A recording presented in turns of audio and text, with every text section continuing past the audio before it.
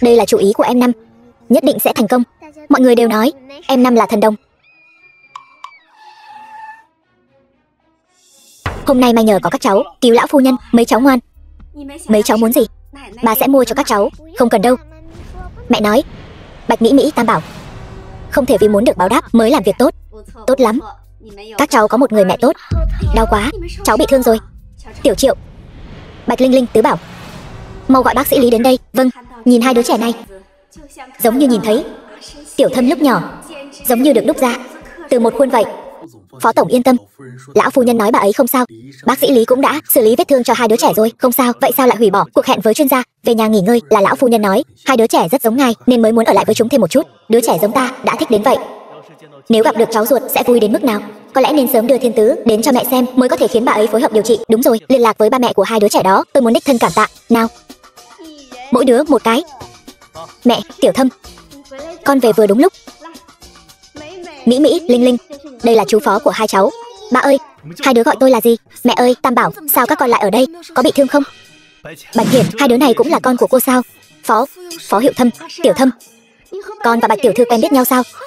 Anh làm cái gì vậy? Tôi không đi. Ba mẹ ôm nhau rồi.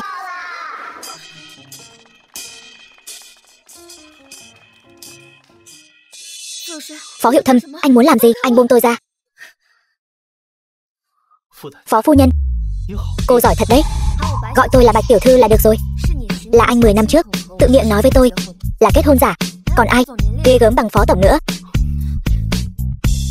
Sáng nay cô vừa mới đảm bảo với tôi không giấu giếm gì cả. Đến chiều đã có hai đứa trẻ gọi tôi là ba. Còn nói không giỏi. Đứa thứ ba thứ tư cũng bị lộ rồi. Trời ơi, cứ điều tra như vậy sẽ không giấu được đứa nào mất. Bạch Thiển,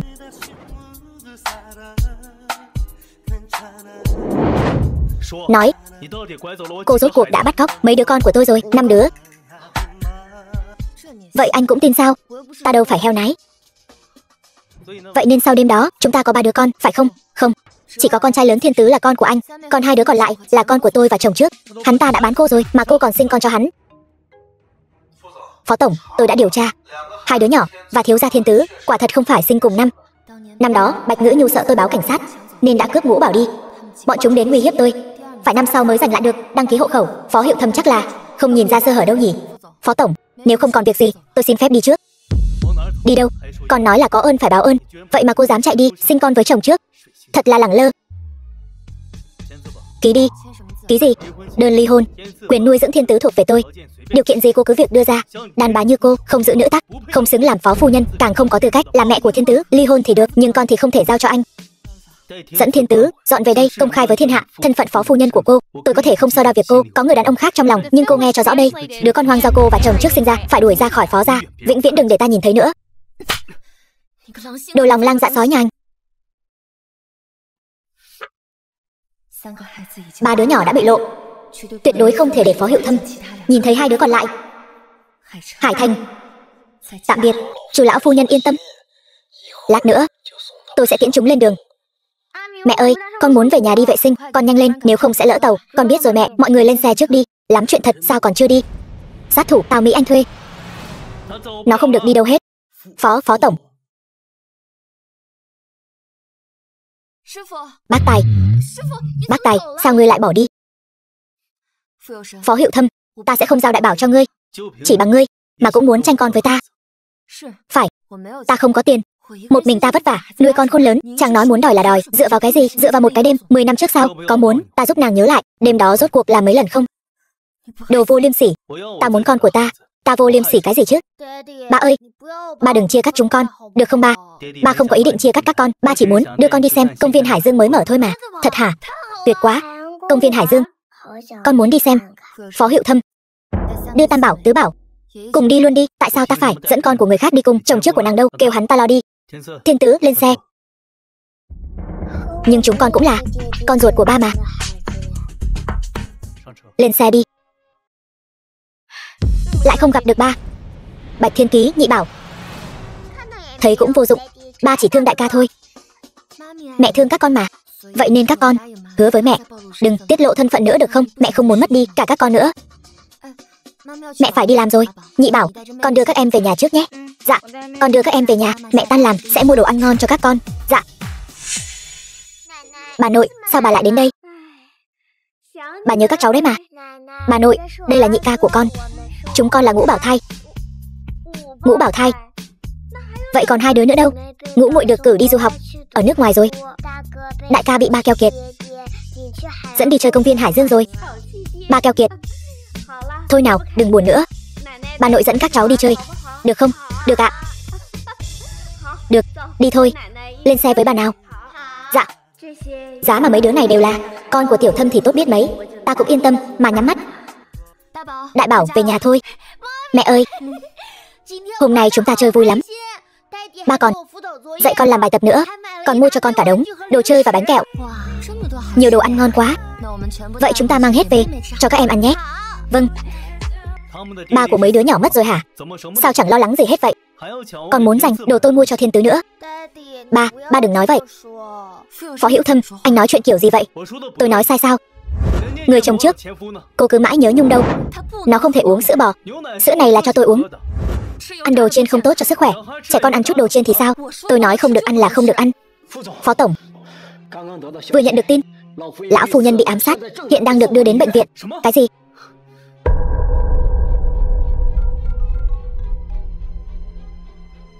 Alo. Cái gì? Mấy đứa nhỏ nhà tôi cũng đang ở bệnh viện. Tôi đến đó ngay. Đại bảo, mẹ có việc phải ra ngoài một lát.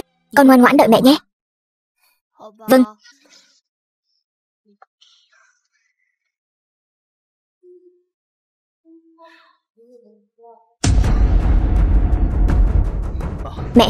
Mẹ sao rồi?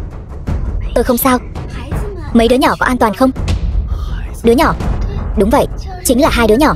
2 ngày trước, đến nhà ta đó, có người muốn sát hại chúng.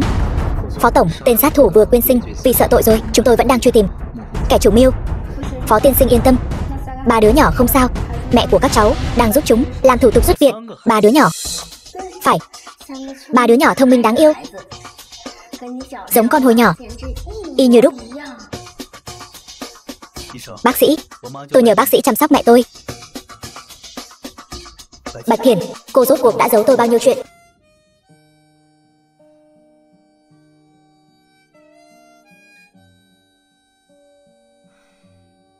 Các con làm mẹ sợ hết hồn. Mẹ ơi, con xin lỗi.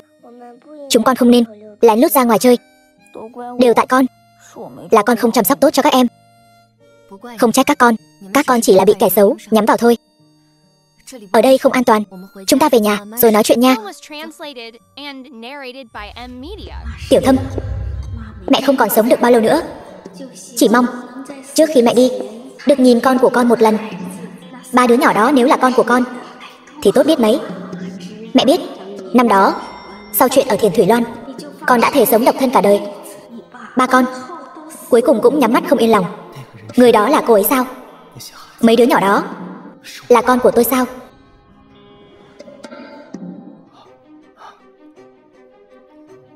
Ông tìm Bạch tiểu thư sao? Phải. Họ đi đâu rồi? Và cả 3 đứa nhỏ nữa. Mấy đứa nhỏ đó là con của nhà anh đấy. Anh làm cha cái kiểu gì vậy? Vợ con đi cả nửa ngày rồi anh mới. Không phải đâu tôi. Mấy đứa nhỏ đó làm mất cái này, tôi giao cho anh đấy. Chuyện gì vậy? Thằng cả không phải tên Bạch Thiên Tứ sao? Trên tờ giấy này Bạch Thiên Ký là ai? Đại ca, huynh giỏi quá, lại đứng nhất toàn khối. Tiểu đệ, đừng có làm ầm lên nữa. Khiêm tốn, phải khiêm tốn. Sao đệ lại cầm bài kiểm tra của huynh? Bài kiểm tra của đệ mất rồi. Đệ phải tìm bài kiểm tra của đệ còn chưa tìm thấy, lại tìm được cái của huynh. Đại ca, huynh thật là đãng trí. Bài thi điểm tuyệt đối cũng không biết giữ gìn cẩn thận. Dù sao cũng thi xong rồi. Tờ giấy này bây giờ chỉ là một tờ giấy thôi. Đệ chẳng phải cũng như ta, cũng hay quên trước quên sau. Không biết hai ta giống ai? Giống trà chứ ai. Làm mất mẹ và chúng ta. Đứng đầu toàn khối. Ta thấy là kẻ gian lận nhất mới đúng. Cha ta đã đăng ký cho ta lớp học thêm đắt nhất mà chỉ được 95 điểm. Ngươi ngay cả đi học thêm cũng không có, sao có thể được 100 điểm? Ngươi chính là kẻ gian lận. Ngươi dựa vào đâu mà xé bài thi của ca ca ta? Dựa vào việc mẫu thân ta là quản lý cấp cao, mẹ ngươi là kẻ chạy việc hôi hám. Chạy việc chính là hầu hạ người khác, đồ tạp dịch hôi hám, bẩn thỉu hôi hám, là hạ nhân tầng lớp thấp nhất của xã hội. Mẹ ta tuy là người chạy việc, nhưng mỗi đồng tiền bà kiếm được đều sạch sẽ. Ngươi không được mắng bà. Đứa trẻ nhà nghèo thì có thể làm gì ta? Làm sao? Nào, các ngươi đang cãi nhau cái gì vậy? Hai người tan học không về nhà, lảng vảng ở đây. Bà mẹ chạy việc của các ngươi đâu? Bận chạy việc, không có thời gian quản các ngươi. Thiên Thiên nói với cô giáo, sao con lại khóc? Cô ơi, con tố cáo bọn họ gian lận thi cử. Bọn họ liền đập vỡ đồng hồ điện thoại của con. Đó là do Trương Thiên Thiên tự làm hỏng. Trương Thiên Thiên xé bài thi của ca ca con. Còn mắng mẫu thân con, còn nói cả nhà con đều là hạ nhân. Mẫu thân con kiếm tiền bằng lao động, rất vẻ vang. Làm sai còn cãi bướng. Đứa trẻ không cha, thật là không biết dạy dỗ. Ta tuyên bố hủy bỏ kết quả thi của ngươi, cho Trương Thiên Thiên làm nhất. Trương Thiên Thiên thi kém, dựa vào đâu mà được nhất? Cầm miệng. Trương Thiên Thiên rõ ràng là đứa trẻ ngoan ngoãn học giỏi. Cha mẹ nó bỏ tiền xây cho trường một tòa lầu, mẹ các ngươi có thể làm gì? Chạy việc miễn phí cho trường sao? Về nói với mẹ các ngươi, hoặc là bồi thường tiền, hoặc là nghỉ học. Mọi người đang làm gì thế này?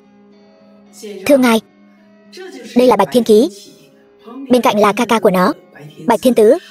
Mẹ của chúng nó ấy thường xuyên để chúng nó lại ở khu vui chơi này tự chơi. Tuy là chuyện tiền bạc hơi khó khăn, nhưng mà cũng chưa từng nợ nần gì. Chúng tôi chỉ là giúp trông nom bọn trẻ. Chỗ của chúng tôi này thật sự là khu vui chơi cao cấp cho trẻ em. Chúng tôi phải đặt khách hàng lên hàng đầu, phục vụ tận tình, phải không? Chẳng lẽ đứa trẻ này cũng là của tôi sao? Bạch Thiển cô. Ba ơi, ba ơi, đừng nhận hắn. Hắn là một người ba tôi. Hôm qua còn cãi nhau với mẹ nữa. Ôi, chị Trần đây mà. Mình từng gặp nhau ở cửa hàng giảm giá đồ hiệu đấy. Chị làm ở đây sao? Cái đó hả? Cô là cô giáo Tiểu Trương phải không? Đúng, tôi tan làm rồi nên đến chụp ảnh, thư giãn các kiểu, chị hiểu mà. Vậy mấy đứa này là sao? Hai anh em này đánh bạn học, còn làm hỏng đồng hồ điện thoại hàng hiệu của Trương Thiên Thiên nhà người ta, hư hỏng vô cùng.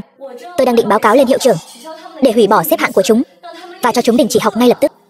Quan hệ của tôi với hiệu trưởng cũng khá tốt đó. Chúng tôi không đánh ai cả. Cái đồng hồ này không phải do tôi làm hỏng, sao lại đình chỉ học chúng tôi? Dám cãi lời giáo viên sao? Phải phạt thật nặng. Chúng nó chọc vào Trương Thiên Thiên đấy. Ba mẹ Trương Thiên Thiên đã chi 800 vạn để xây tòa nhà cho trường. Nếu cô có thể bắt chuyện được với nhà giàu này thì cần gì làm quản lý nữa. Cả câu lạc bộ cao cấp này đều là của cô. Học giỏi đến đâu mà làm hỏng đồ của người khác thì cũng phải đền. Mau gọi mẹ các con đến đây. Mẹ chúng nó chỉ là một con chạy việc bẩn thỉu, lấy gì mà đền? Thế này đi, các ngươi quỳ xuống cho bổn thiếu gia thì sẽ không bắt các ngươi đền tiền. Là ai dám làm con trai ta buồn? Chính là chúng nó. Tôi tố cáo chúng nó gian lận trong thi cử. Chúng nó liền đập vỡ đồng hồ điện thoại của tôi. Trương phu nhân, nhà trường đã hủy bỏ kết quả thi của chúng và cho chúng đình chỉ học rồi. Đình chỉ học thì có tác dụng gì? Cái đồng hồ điện thoại này trị giá 1 vạn, chúng nó lấy đâu ra mà đền? Hai đứa trẻ danh các ngươi gan to thật đấy. Mau bỏ lại đây, quỳ xuống xin lỗi. Nếu không thì cứ chờ bị đuổi học đi. Cô nói lại lần nữa xem. Xin lỗi kiểu gì? Muốn đuổi học ai? Ngươi từ đâu chui ra vậy? Dám lo chuyện bao đồng của hai đứa trẻ danh này. Cẩn thận ta không khách sáo với người đâu. Mày, một thằng hạ đẳng dưới đáy xã hội mà dám bắt nạt vợ con tao sao? Mày chán sống rồi phải không? Chồng ơi, mau gọi cho Lưu đặc trợ đuổi việc hắn ta. Cái gì? Hắn ta cũng làm ở phó thị sao? Đúng vậy. Hắn ta cũng như vợ hắn là đồ tạp vụ hôi hám hạ đẳng. Lưu đặc trợ là người thân cận của phó tổng. Chỉ cần Lưu đặc trợ gọi một cú điện thoại là mày phải cút khỏi phó thị. Hai anh em này mà cũng toàn đồ rẻ nhất, đồ hàng chợ. Không biết còn tưởng hai đứa nó là ăn mày đấy. Ngươi đừng nói bậy. Mẹ tôi rất tốt với chúng tôi, để chúng tôi có được cuộc sống an toàn. Bà ấy liều mạng kiếm tiền cũng để chúng tôi ở cái gọi là nơi sang trọng này đợi bà ấy. Nơi này mặc dù an toàn thì an toàn, nhưng con người toàn là kẻ hám lợi. Ba, tiền mẹ kiếm được tuy không nhiều nhưng đủ cho chúng tôi ăn uống, ăn mặc, học hành, có thể cho chúng tôi một ngôi nhà ấm áp. Mẹ của các con rất tuyệt vời. Coi thường tầng lớp dưới, đúng chứ? Khai trừ Trương Đại Phú và truy cứu theo pháp luật. Hắn ta mạo danh công ty, làm việc phi pháp, cố ý hủy hoại danh dự công ty, phải chịu trách nhiệm pháp lý. Ngươi xem tiểu phẩm nhiều quá rồi sao? Diễn hay thật, con dám đuổi việc tôi chỉ bằng một câu nói. Thằng nhóc kia, mày vừa nói là muốn đuổi việc tao mà. Sao đến bây giờ tao vẫn chưa bị đuổi vậy? Trương Đại Phú, anh đang làm gì vậy? Lưu đặc trợ, cơn gió nào đưa anh đến đây vậy?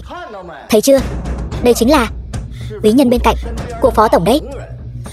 Chỉ có anh ta mới có tư cách đuổi việc tôi. Anh bị đuổi việc rồi. Cái gì? Chuyện này là sao? Tôi có làm gì sai đâu. Anh không làm gì sai sao? Anh dám đứng trước mặt phó tổng, mạo danh phó thị tập đoàn, làm chuyện bất chính, mà còn nói không làm gì sai hả?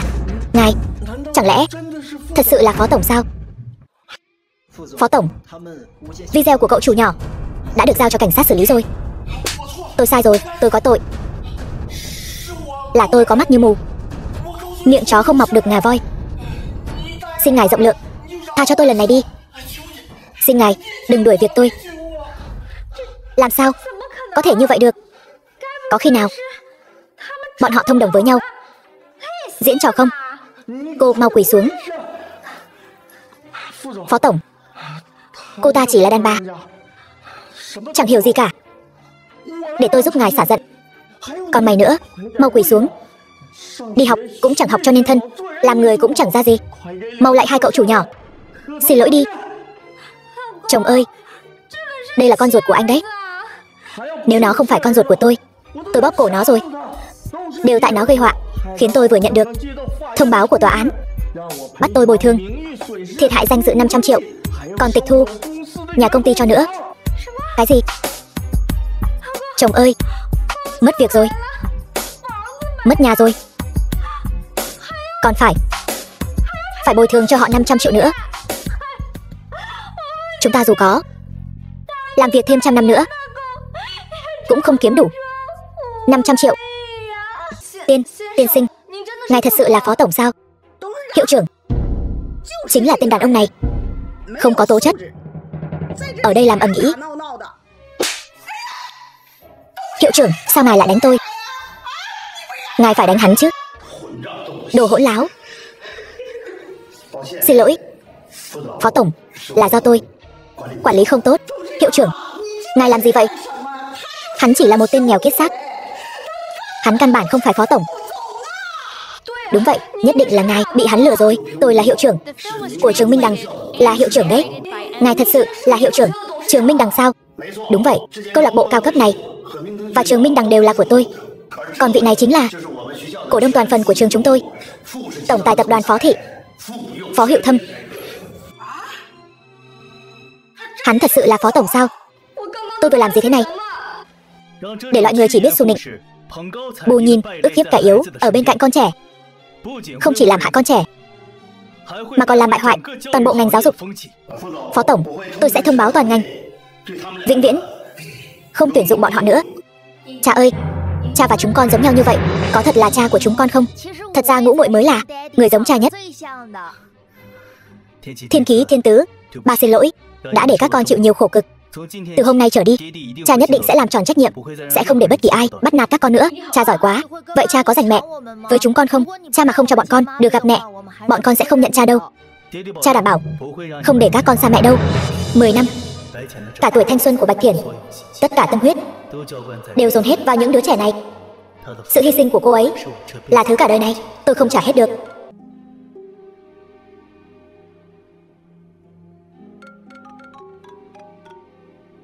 Cô Quách, rượu của cô đã đến rồi, phiền cô lại đây ký nhận.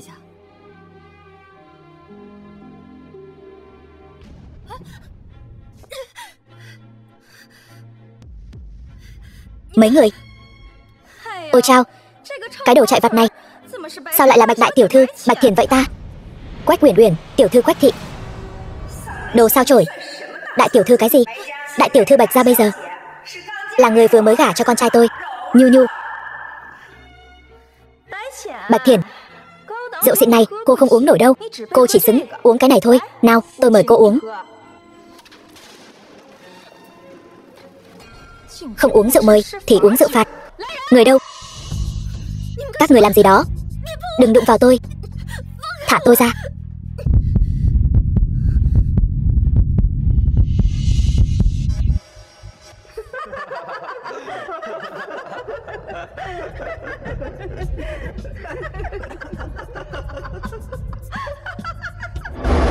Đẹp thật. 9 năm trước. Chị Thiển Thiển, hôm nay chị đẹp quá. Chúc chị và anh Thịnh Cảnh đính hôn vui vẻ. Đây là quà cả nhà em chuẩn bị cho chị. Đặc biệt cảm ơn mẹ chị đã cho nhà em vay 50 triệu, giúp đỡ Quách gia đi qua cơn khủng hoảng này. Không có gì, ai bảo chúng ta là bạn thân chứ.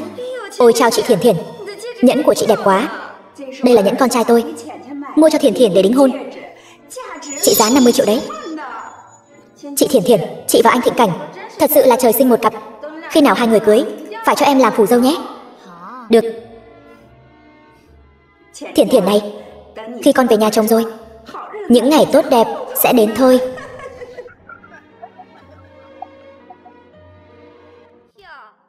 Chị cũng đến chúc mừng tôi và Thịnh Cảnh tân hôn vui vẻ hả? Ủ rũ như vậy làm sao mà được. Cười lên cho tôi, Bạch Ngữ Nhu, cút ngay cho tôi. Đôi gian phu dâm phụ các người không sợ gặp báo ứng sao? Câm miệng. Con danh con, báo ứng. Con trai tao và Nhu Nhu đang hạnh phúc lắm. Tài sản bố mẹ mày để lại đủ cho chúng nó sống cả đời rồi. Bạch Thiển Thiển, bây giờ cô chán sống lắm đúng không? Vừa không giữ được tài sản bố mẹ để lại, cũng không giữ được người đàn ông bố mẹ cô chọn cho. Cô không có tư cách nói về bố mẹ tôi. Nếu không phải mẹ tôi cho cô 50 triệu thì nhà tôi đâu có khủng hoảng tài chính. Bố mẹ tôi cũng không cãi nhau ở vách núi rồi ngã xuống. Nói cho cùng, cô là người khiến nhà tôi tan cửa nát nhà. Mộ bố mẹ cô còn bị đào lên nữa kìa. Cô còn mặt mũi nào nói với tôi chuyện này? Cô nói cái gì? Thịnh Cảnh ca ca, xem ra Bạch Thiển tỷ tỷ vẫn tưởng cha mẹ nhằng mất vì tai nạn rơi vực nhỉ. Hôm nay là ngày đại hỷ của chúng ta, không bằng nói thật cho nàng biết, để nàng ăn mừng với chúng ta. Chỉ cần bảo bối của ta vui vẻ là được. Nghe cho kỹ, cha mẹ ngươi không phải mất vì rơi vực đâu. Cha mẹ ngươi là bị ta và Thịnh Cảnh ca ca dùng đá nện từng cú đến khi tắt thở. Bạch Ngữ Nhu, Chu Thịnh Cảnh, ta muốn các ngươi đền mạng. Cha mẹ ngươi đối xử tốt với ta, nhưng họ không định giao Bạch thị tập đoàn cho ta. Ta cần sự tốt đẹp đó để làm gì? Ta cưới ngươi để làm gì? Bọn họ làm phí thời gian của lão tử. Bọn họ không đáng được sống. Bạch Thiển, nói cho cùng, cái mạng của cha mẹ ngươi vẫn là do ngươi gây ra. Nếu không phải vì ngươi, ta và Thịnh Cảnh ca căn bản sẽ không quen biết. Cha mẹ của ngươi, Bạch Thiển, nói ngươi là cái đồ sao chổi, khác cha khác mẹ. Quả nhiên không sai chút nào. Đều tại ta. Không nhận ra bộ mặt thật của một lũ súc sinh các ngươi chính là điều hối hận nhất mà ta từng làm. Cha ơi, mẹ ơi, con gái bất hiếu với hai người, ngươi còn khóc lóc nữa. Cẩu nam nữ, đừng có đắc ý. Ta biết rồi, không gọi 5 đứa con hoang của ngươi cùng đến dự tiệc cưới nên ngươi không vui, phải không? Yên tâm, hôm nay là ngày đại hỷ, ta sẽ cho cả nhà các ngươi cùng đoàn tụ, không được động vào con ta.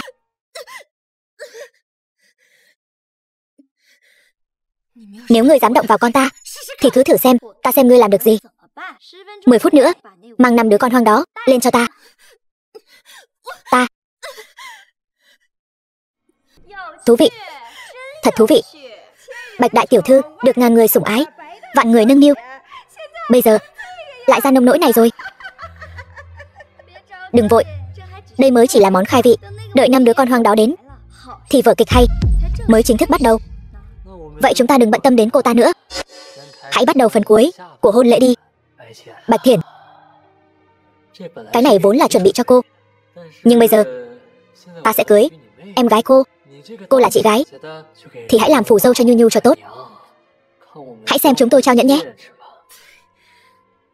Mơ giữa ban ngày, còn chưa tới lượt cô từ chối. Chúc Bạch tiểu thư và Chu công tử tân hôn hạnh phúc, sớm sinh quý tử. Tân lang tân nương trao nhẫn.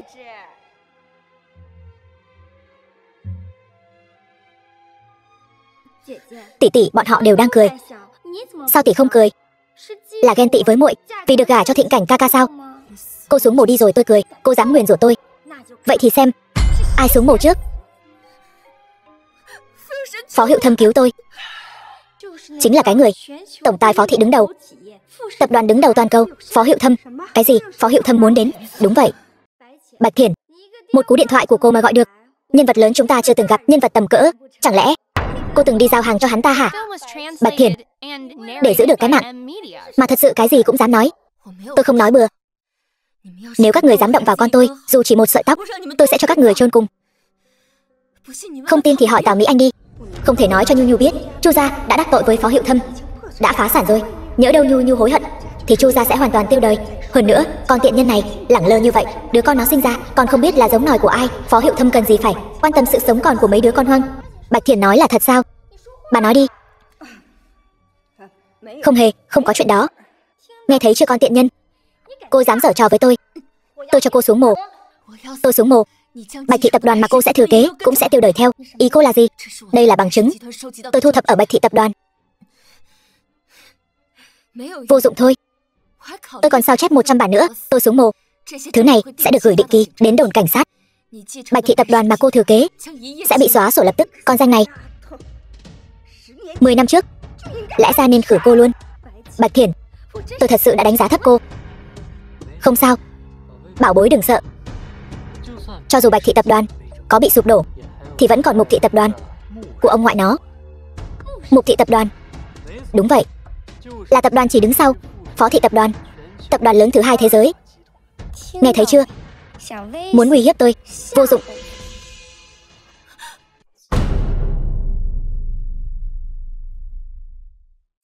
Thiển Thiển, ký vào hợp đồng này, 18 năm sau Mục thị tập đoàn sẽ do con thừa kế. Mẹ ngoại công, con không muốn thừa kế cái này. Mục thị tập đoàn, con chỉ mong mọi người đều mạnh khỏe.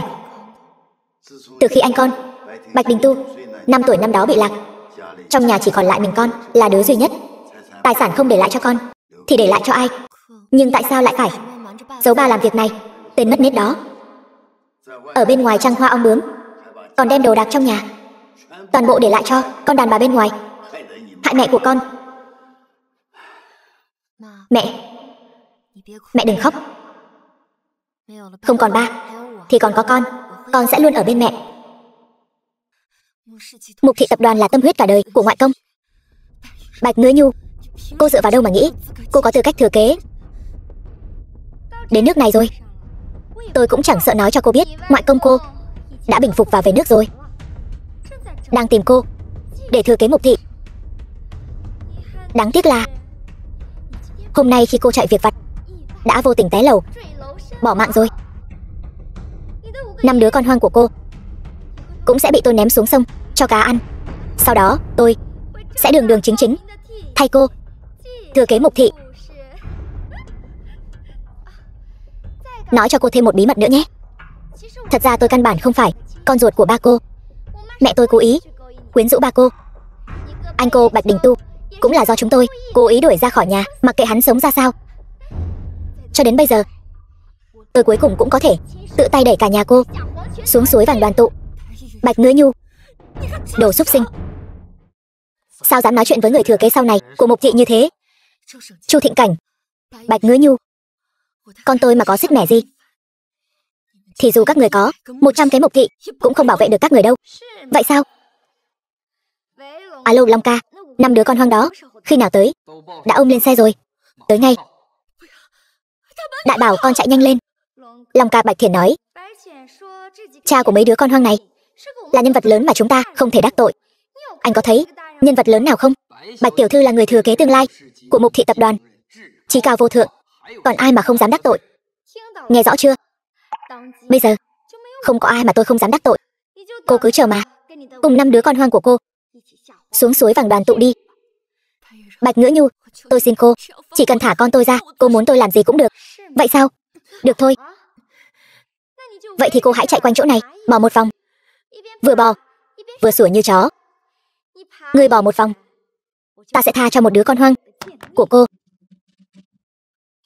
Bò đi nào, sủa đi. Sủa một tiếng, sẽ cho ngươi ăn xương. Bạch Thiển, nếu bây giờ ngươi không bò, lát nữa ta sẽ gọi mấy đứa nhỏ kia tới bò. Đợi chúng nó bỏ xong, ta sẽ bóp từng đứa một. Long ca, Sao huynh lại biến thành thế này?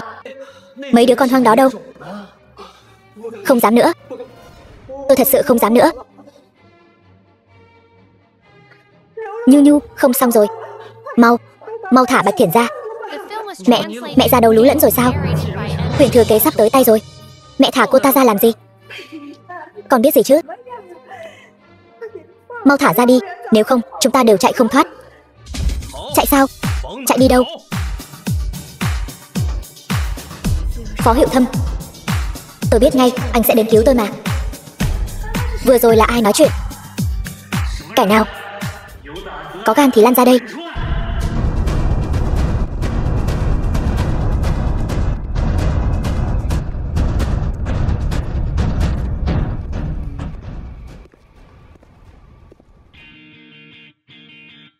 Thông báo xuống, dọn sạch Thần Hào tiểu điếm, gọi nhị đệ tam đệ bọn họ tới đây xem kịch hay. Ngươi, tất cả đều do ngươi sắp đặt phải không? Đừng tưởng là cứ tìm đại một người là có thể cứu được ngươi. Hôm nay ngươi to chắc rồi. Hiệu Thâm, tôi không sao. Bọn trẻ thế nào rồi? Chúng rất tốt, yên tâm đi, người của tôi đang chăm sóc. Cảm ơn anh, may mà có anh. Cô là người mẹ tốt của bọn trẻ. Tôi cũng không thể làm một người cha tồi được.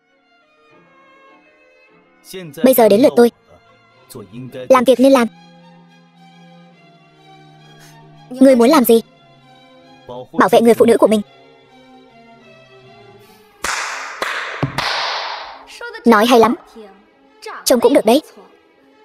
Tiếc là lại đi với Bạch Thiển. Chắc là kẻ ăn bám. Ăn bám? Bạch Thiển, bọn họ nói tôi ăn bám. Cô vui chứ? Không vui, dĩ nhiên là không vui. Bọn họ chỉ là một lũ ngu xuẩn không coi ai ra gì. Ngươi muốn làm gì? Ngươi đi cùng Bạch Thiển cũng giống như tát vào mặt Thịnh Cảnh ca ca. Ngươi tát vào mặt Thịnh Cảnh ca ca cũng giống như tát vào mặt Phó thị tập đoàn. Hậu quả ngươi gánh nổi không? Bà ta không nói cho ngươi biết, chính là Phó gia khiến Chu gia phá sản sao? Ngươi nói gì? Chu gia phá sản rồi? Tên này nói là thật sao? Mụ gia đáng ghét, ngươi dám lừa ta. Tốn bao tâm cơ cướp được lão công, không ngờ lại là tên nghèo kiết xác. Đời tôi coi như hủy hoại rồi. Không sao, không sao cả, bảo bối. Chúng ta chỉ cần Bạch Thiển và mấy đứa con hoang đó bị loại bỏ, chúng ta sẽ có thể vùng lên lại. Nói đúng lắm. Tối nay khách sạn Thần Hào sẽ được dọn sạch, để cho Phó tổng xem kịch hay. Bất kể giá nào. Sở Đình Tu, đại thiếu Sở gia. Người không liên quan lập tức rời khỏi đây, nếu không tự gánh chịu hậu quả. Lục Nhất Minh, đại thiếu Lục gia. Sở thiếu, hôm nay ngài sao lại rảnh rỗi đến đây vậy? Hai người này dám gây rối trên địa bàn của ngài, chúng tôi đang định xử lý bọn họ. Sở thiếu, thứ ngài đang cầm trên tay là quà cưới cho Ngữ Nhu tỷ tỷ của chúng tôi sao? Khách sáo quá rồi, hai vị chính là Hải Thành song thiếu tôn quý, có thể đến dự tiệc cưới của tôi đã thấy vinh hạnh lắm rồi. Ngươi là thân phận gì? Cũng xứng để ta tặng quà cho ngươi. Sở thiếu, đừng nói lời khó nghe như vậy chứ. Lời nói là để người ta nghe đó. Xúc sinh nhà ngươi xứng sao? Tôi không xứng. Tôi không xứng. Nhị ca, tôi vừa nghe nói có người muốn cho ngươi không toàn thây đó. Lại đây, lấy khẩu M5 của tôi, 1 giây giải quyết. Này nhị ca, vẫn là bảo kiếm của tôi tốt hơn, sạch sẽ gọn gàng không dính máu. Tên mặt trắng này là ai? Sao ngay cả Sở thiếu và Lục thiếu đều phải gọi hắn là ca? Bên cạnh nhị ca, khi nào lại có thêm một người phụ nữ vậy? Thật xinh đẹp. Xin chào. Thiên kim nhà nào vậy? Nhà tôi. Hay lắm Bạch Thiển. Đến cả trai hoang 10 năm trước cũng bị cô tìm được. Cô thật có bản lĩnh. Cô rõ ràng nói với tôi, người chơi Bạch Thiển là một ông lão gác cổng, nhưng người đàn ông trước mắt này vừa nhìn đã thấy tôn quý bất phàm. Giờ phải làm sao đây? Bạch Thiển sinh 5 đứa con, ai biết trong số cha của những đứa trẻ này lại có một nhân vật lớn như vậy chứ? Phó Hiệu Thâm, Anh tin lời cô ta nói sao? Cái gì? Hắn thật sự là Hiệu Thâm sao? Người đàn ông cực phẩm như vậy, tôi nhất định phải cướp về. Phó thiếu, anh ngàn vạn lần đừng để bị vẻ ngoài của Bạch Thiển lừa. Bây giờ không phải đang thịnh hành. Cái gì mà ngoại mại viên, chạy việc viên sao? Cô ta có thể chính là đang bán thân đó. Nếu không thì sao lại có nhiều con như vậy? Người phụ nữ không đoan chính như cô ta thì làm sao có tư cách làm mẹ của con anh chứ? Nếu cô không biết nói chuyện, câm miệng lại cho ta. Tỷ tỷ, sao tỷ dám làm mà không dám nhận? Người dám nói cha của 5 đứa trẻ đó đều là của Phó tổng sao? 5 đứa trẻ? Ta đương nhiên dám nói con của Phó Hiệu Thâm. Chỉ là không thể trước mặt Phó Hiệu Thâm mà nói ra thôi. Tỷ tỷ, đã làm gái bán hoa thì đừng có lập đền trinh tiết nữa. Bên ngoài thiếu gì kẻ tiếp nhận. Tỷ nhường Phó tổng cho ta, có lẽ ta còn có thể tha cho tỷ một mạng. Nhị ca, tôi nghe nói huynh kết hôn, cũng chưa từng nghe nói huynh có 5 đứa con. Tẩu tử một lần sinh 5 đứa, vậy chẳng phải đạp bằng cả quỷ môn quan rồi sao? Đây là USB của đại ca, nói bên trong là chuyện về Bạch tiểu thư. Không cần xem, ta chỉ biết nàng là mẹ của con ta. Nàng là người như thế nào không quan trọng. USB này là cho đệ. Đại ca bảo đệ xem ngay bây giờ. Đưa ta. Với loại người này không cần nói nhảm, trực tiếp động thủ. Nhị ca oai phong, xem ra nhị ca đối với đại tẩu là chân ái không nghi ngờ gì nữa.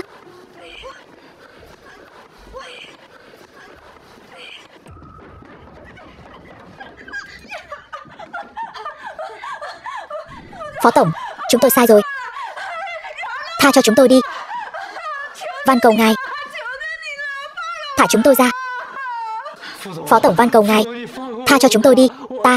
Ta có thể thề với trời, ta và Bạch Thiển chưa từng có gì cả. Thiển Thiển, cô đại nhân đại lượng.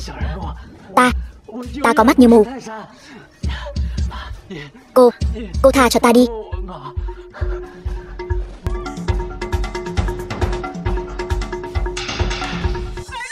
Nhi tử, răng của ta. Thiển Thiển, ta van cầu ngươi, tha cho con ta đi. Cút, đợi đã. Sát thủ tuy đã bỏ mạng, hồ sơ giao dịch vẫn còn. Cảnh sát đã tới cửa rồi. Chúc ngươi dưỡng lão trong tù vui vẻ. Được, chúng tôi nhận tội. Đi mau nhi tử.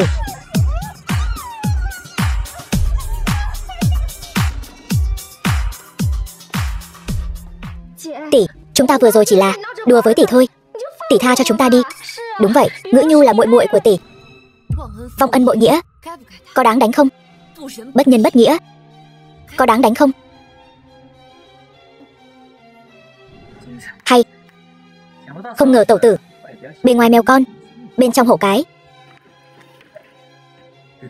Ngươi nói chuyện với nàng khách sáo một chút. Đùa thôi. Nhị ca còn chưa tức giận. Người tức giận cái gì? Bởi vì nàng là...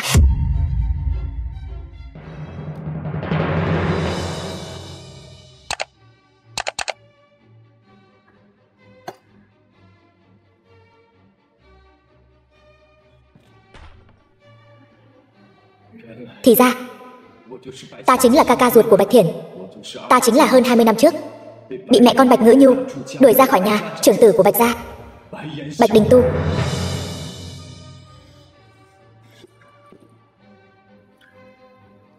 Thiển Thiển hôm nay đã chịu quá nhiều đả kích rồi. Sự thật này vẫn nên để sau hãy nói cho cô ấy biết.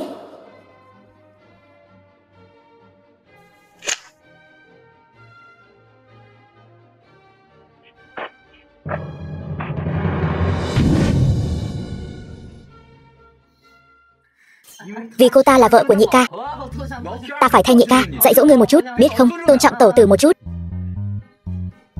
Nhị ca, huynh xem, tẩu tử cũng đánh mệt rồi, ta đi giúp cô ấy. Khoan đã, hiện giờ chính là lúc cô ấy cần phải chút giận. Cút. Được, ta cút. Quách Uyển Uyển, thì ra cô với tôi đều là giả vờ.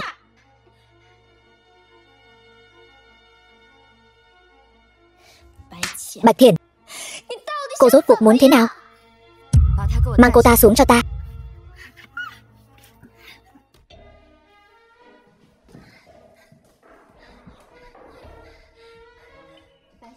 Bạch Thiển, cô muốn làm gì?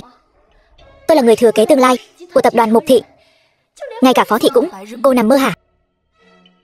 Tập đoàn Mục Thị là tâm huyết của ông ngoại tôi. Cô có tư cách gì để kế thừa hả? Đợi cô qua đời thì tôi sẽ có tư cách.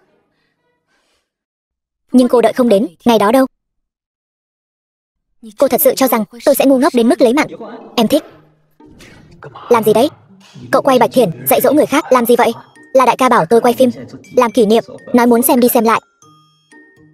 Sao có thể chứ? Đại ca lại hứng thú với phụ nữ của nhị ca như vậy? Chắc chắn rồi. Không được quay nữa. Muốn xem thì bảo hắn đến tận nơi mà xem. Nhị ca nói trúng phóc rồi. Đại ca nói nếu anh và Bạch tiểu thư tổ chức hôn lễ thì hắn nhất định sẽ đến. Kỳ lạ thật. Đại ca thần bí như vậy. Đừng nói là ảnh, ngay cả giọng nói cũng chưa từng nghe qua. Vậy mà lại mong chờ tham dự hôn lễ của Bạch Thiển. Tôi có lịch sử trò chuyện làm chứng. Hóa ra là thật. Đại ca nhất ngôn cửu đỉnh. Nhị ca, anh mau tổ chức hôn lễ với Bạch tiểu thư đi. Tôi đã nóng lòng muốn gặp đại ca rồi. Đúng vậy, hai người kết hôn đã bao nhiêu năm rồi, con cũng đã có rồi. Tiết kiệm chút sức lực đi. Cô ta bây giờ không có tư cách để tôi công khai. 2 năm quen biết đại ca, đây là lần đầu tiên thấy hắn quan tâm đến chuyện khác ngoài kiếm tiền. Bạch Thiển, cô rốt cuộc còn giấu tôi chuyện gì nữa? Dữ vậy sao? Động tĩnh lớn vậy. Nhị ca, anh cũng không quản nhị tẩu sao? Không sao, cô ta biết chừng mực. Nhị ca, tôi xem bộ dạng này của anh, cái giọng điệu này, còn nói Bạch Thiển không xứng để anh công bố. Tôi dám cá, không bao lâu nữa anh sẽ rơi vào tình trạng bám theo vợ.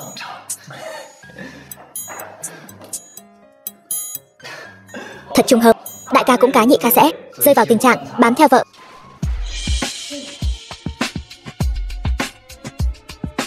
Cho dù có phó tổng chống lưng cho ngươi cũng không thể hồ đồ làm bậy. Nếu ta qua đời, ngươi hãy chuẩn bị tinh thần, đi ngồi tù đi. Ngươi thật sự cho rằng ta sẽ ngu đến mức lấy mạng ngươi rồi vì cái mạng rác rưởi của ngươi mà đi tù sao? Muốn xuống địa ngục, ngươi nằm mơ đi. Nhưng trời có mắt, để mẹ ngươi vì bệnh tật mà qua đời, nhưng Chu Thịnh Cảnh chạy rồi. Nhưng ta giữ lại ngươi vẫn còn có ích. Ngươi từ đây nhảy xuống, ta sẽ thả ngươi, nếu không ta sẽ như vậy, đánh nát toàn thân ngươi thành từng mảnh. Ta nhảy, ngươi đừng đánh nữa.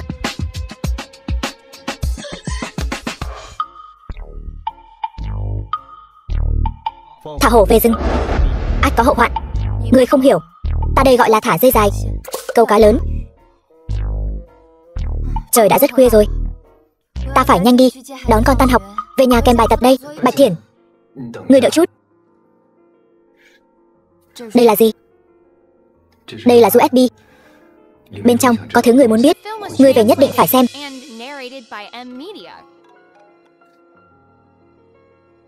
Bạch tiểu thư, đợi đã. Đại ca ta muốn ngươi nghe điện thoại. Đại ca ngươi chắc chắn muốn ta nghe sao? Đúng rồi, chính là ngươi. Kỳ quái, chuyện gì đây?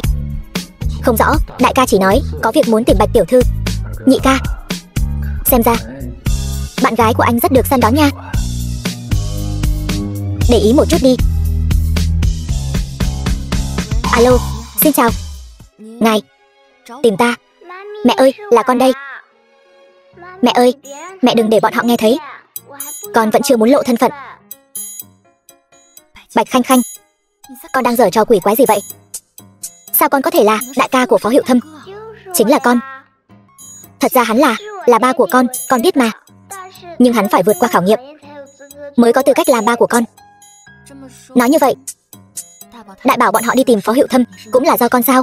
Mẹ ơi, con biết mẹ rất tức giận, nhưng mẹ đừng giận. Sẽ nhanh chóng có người tới tìm mẹ để trở thành nữ phú hào hàng đầu của tập đoàn Mục Thị, dẫn chúng con sống ở biệt thự lớn, từ nay không lo ăn mặc. Đến lúc đó ngay cả ba cũng không có tư cách đứng bên mẹ.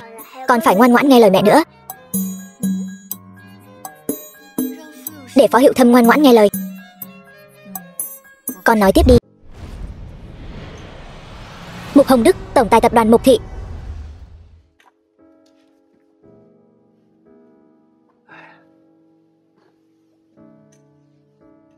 Thiển Thiển, mấy năm nay cháu chịu khổ rồi. Tập đoàn Mục Thị còn suýt nữa rơi vào tay người ngoài. Đừng nói vậy ông ngoại. Có thể trở về khỏe mạnh đã là rất tốt rồi. Mục thị vẫn cần ông. Ông ngoại bị chứng mất trí nhớ, lúc tỉnh lúc mê, khi tỉnh khi mơ. Tập đoàn Mục thị sau này đều trông cậy vào cháu. Em ơi, tối nay anh sẽ mở tiệc quy tụ các nhân vật lớn ở Hải Thành để công bố thân phận người thừa kế tập đoàn Mục thị của em. Anh, ông ngoại, chuyện này không cần vội, cháu còn có sắp xếp khác. Thiển Thiển, có chuyện gì cứ nói với ông ngoại. Ông ngoại sẽ giúp cháu giải quyết. Chuyện này cháu phải tự mình làm. Ông ngoại, ông còn chưa khỏi bệnh, đi đâu vậy? Ông phải đi trông chừng Thiển Thiển. Nó bỏ chức tổng tài cao cao tại thượng, không thèm làm, cứ muốn làm một nhân viên nhỏ. Ông sợ nó bị người ta bắt nạt. Ông ngoại, ông yên tâm đi, cháu đã sắp xếp người của cháu vào đó. Cháu còn dặn dò họ phải đối xử tốt với người mới. Con bé ngốc này. Thiển Thiển không hề ngốc. Em ấy không làm tổng tài không qua đào tạo, mà lại từ cấp cơ sở lăn lộn mà lên. Như vậy mới càng có sức thuyết phục. Vẫn là Thiển Thiển chu đáo. Cộng thêm thẻ đen ông đưa cho em ấy. Biệt thự, dù em ấy có 800 đứa con cũng đủ sống, sẽ không có vất vả đâu. Cháu gái bảo bối của ông đương nhiên phải cưng chiều rồi. Em ấy cũng là em của cháu cũng sẽ sót lắm đó. Tập đoàn Mục thị. Vừa rồi trên xe ngươi nói gì cơ? Chúng là con trai của ta. Chuyện này lại không thể để người khác biết sao? Ta lời nói nhảm với ngươi. Đây không phải Mục thị sao? Ngươi đến đây làm gì? Đi làm. Sắp trễ rồi. Không nói với ngươi nữa. Công ty nhỏ như Mục thị sao có thể sánh bằng Phó thị? Thông báo xuống, đừng sắp xếp quá nhiều việc cho cô ta. Chỗ mẹ ta đã đủ cho cô ta bận rộn rồi.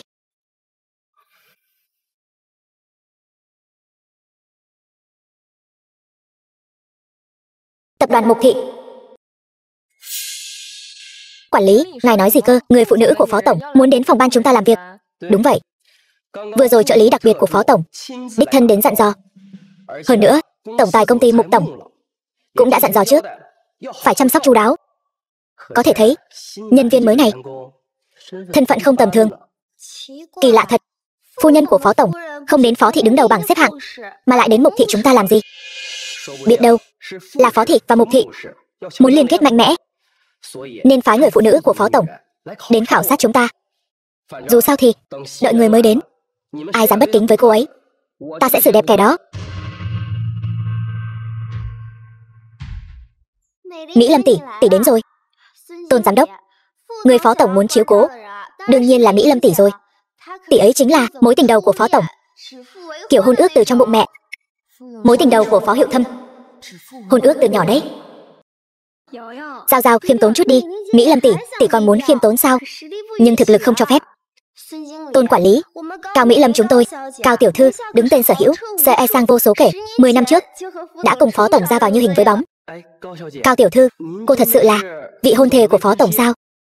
Sao tôi nhớ trên đó dặn phải chăm sóc người mới, tên hình như là 2 chữ gì đó. Chuẩn không cần chỉnh, tôi đúng là vị hôn thê của Hiệu Thâm. Cái tính tiền trảm hậu tấu của anh ấy thật là bó tay. Làm phiền mọi người rồi. Đâu có, cô nên làm vậy mới đúng. Chúng tôi đã sắp xếp ổn thỏa cho cô rồi. Chắc chắn là cô ấy rồi, không sai đâu. Xin chào, tôi là cái gì mà là suýt chút nữa vì cô mà lỡ việc lớn. Đồ có mắt như mù, còn không mau xách đồ qua đó cho Cao tiểu thư. Tôi vào làm thiết kế, chứ không phải đến để hầu hạ người khác. Người mới, cô còn dám cãi hả? Người mới, cô biết điều một chút đi. Chị Mỹ Lâm của tôi là Thiên Kim tiểu thư đó nha. Cô được hầu hạ chị ấy là phúc của cô đó. Cái phúc đó cho cô lấy không? Cô, với quan hệ của Giao và tôi, thật sự không thể để Giao xách đồ được. Vậy cô nỡ lòng nào để người lạ xách đồ cho cô hả? Không xách cũng không sao, lát nữa đừng có hối hận.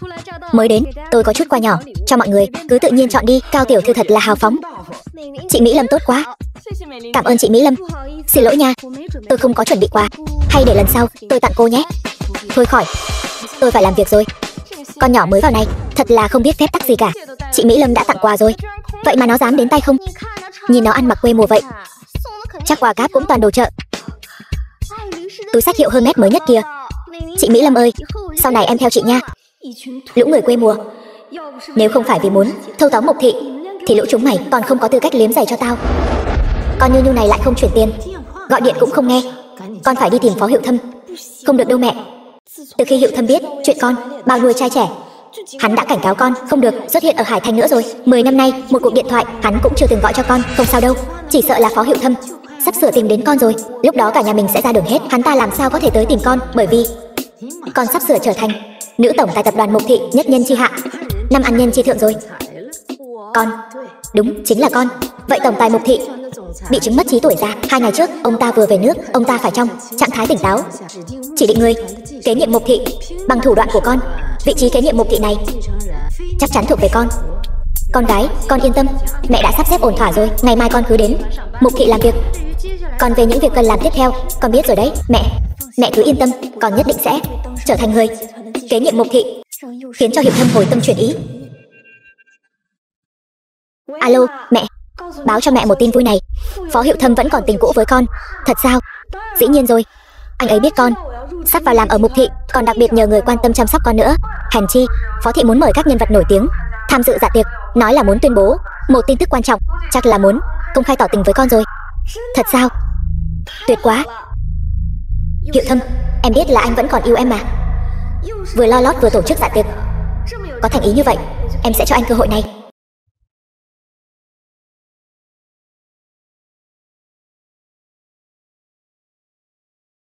Ông ngoại, anh, Bạch Tổng, làm việc ở công ty của mình, cảm giác thế nào? Ông ngoại, cứ gọi cháu là Thiển Thiển là được rồi. Cảm giác ở công ty cũng được, vấn đề hơi nhiều, vài lời khó mà nói hết được. Cứ để cháu điều tra rõ ràng đã, rồi nói sau cũng không muộn. Tốt, có thể thích nghi là tốt rồi. Em ơi, tối nay dẫn bọn trẻ đến nhà anh ăn cơm nhé. Anh trổ tài nấu nướng cho. Anh, tối nay em có việc rồi. Hay là mình hẹn ngày mai đi? Được. Vậy mai gặp nhé. Được. Tạm biệt. Bạch Thiển đó, có lai lịch gì không vậy? Lại có đàn ông lái xe sang trọng như vậy đến đón cô ta. Cô ta có lai lịch gì chứ? Tôi đã điều tra rồi. Trước kia cô ta chỉ làm chân chạy vặt thôi. Hơn nữa còn là loại hàng ngàn người gối đầu, sinh một đống con hoang. Đứa nào cũng không biết cha là ai. Không ngờ Bạch Thiển này sau lưng lại hèn hạ như vậy. Vậy 2 người đàn ông vừa rồi chắc chắn là mấy tên đại gia cô ta câu được rồi. Lại còn được cả gia trẻ yêu thích. Bận rộn quá vậy. Cô đó, Giai Giai, Giao Giao, chúng ta đi khuyên Bạch Thiển đi. Dù sao cũng là đồng nghiệp một thời. Cô ấy làm vậy không chỉ không tốt cho bản thân cô ấy, mà còn liên lụy đến công ty cùng mang nhục. Chị Mỹ Lâm, chị thật tốt bụng.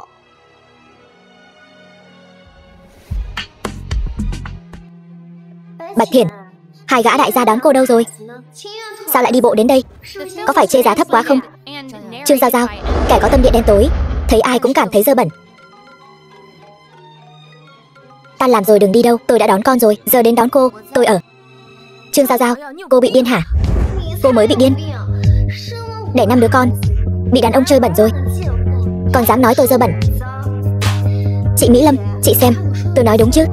Cô ta thật sự đã sinh 5 đứa con, một đống con hoang. Đồ gái hư hỏng này, Mục lão tiên sinh sao có thể để mắt tới chứ? Vừa rồi chắc chắn tôi nhìn nhầm. Giao Giao, chuyện riêng tư như vậy sao có thể tùy tiện xem chứ? Bạch Thiển, tôi thay mặt Giao Giao xin lỗi cô. Cô ấy chỉ là sợ cô tiếp xúc với quá nhiều đàn ông, mắc bệnh bẩn thỉu. Hối hận thì đã muộn rồi. Cao tiểu thư, cô vừa nói tôi mắc bệnh gì?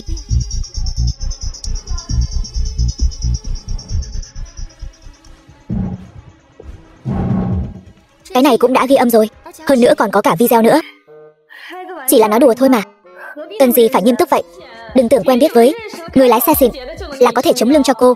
Bạn trai của chị Mỹ Lâm chúng tôi lợi hại hơn nhiều. Anh ấy chỉ cần mở miệng cô còn không biết mình mất mạng như thế nào. Không cần làm phiền chị Mỹ Lâm, tôi trực tiếp báo cảnh sát để cảnh sát xử lý cô ta. Chỉ gọi cảnh sát thôi sao đủ? Cao tiểu thư lợi hại như vậy, phải mời trăm nhà truyền thông đến đây chứ. Vừa hay có thể lấy cái này làm bằng chứng đưa cho họ. Bạch Thiển, bản ghi âm của một mình cô sao có thể đáng tin bằng lời khai của ba chúng tôi chứ? Cái này không chỉ có thể ghi âm mà còn có thể quay phim nữa. Bạch Thiển, chúng ta là đồng nghiệp một thời, cần gì phải làm khó nhau như vậy? Con khốn, dám đối đầu với ta, xem ta kế thừa tập đoàn Mục Thị rồi sẽ xử đẹp ngươi như thế nào. Vừa rồi là ai nói muốn báo cảnh sát vậy? Có cần tôi giúp không? Không cần, không cần đâu.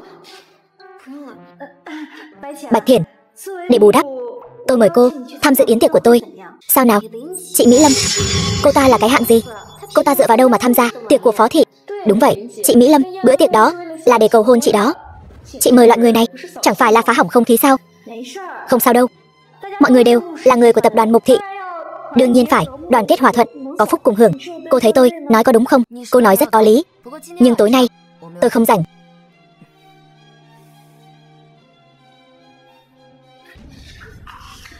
Chị Mỹ Lâm, chị xem, loại người này căn bản không có tư cách đi tham gia yến tiệc. Đúng vậy chị Mỹ Lâm, chúng tôi đều muốn được thấy bề thế của Phó Thị. Nếu được thấy người đàn ông tôn quý nhất Hải Thành thì tốt rồi. Chị Mỹ Lâm, sau tối nay chị sẽ là phó tổng phu nhân rồi. Sau này đừng quên chúng tôi nhé. Bạch Thiển, đồ không biết điều. Đợi qua tối nay xem tôi sẽ xử lý cô thế nào.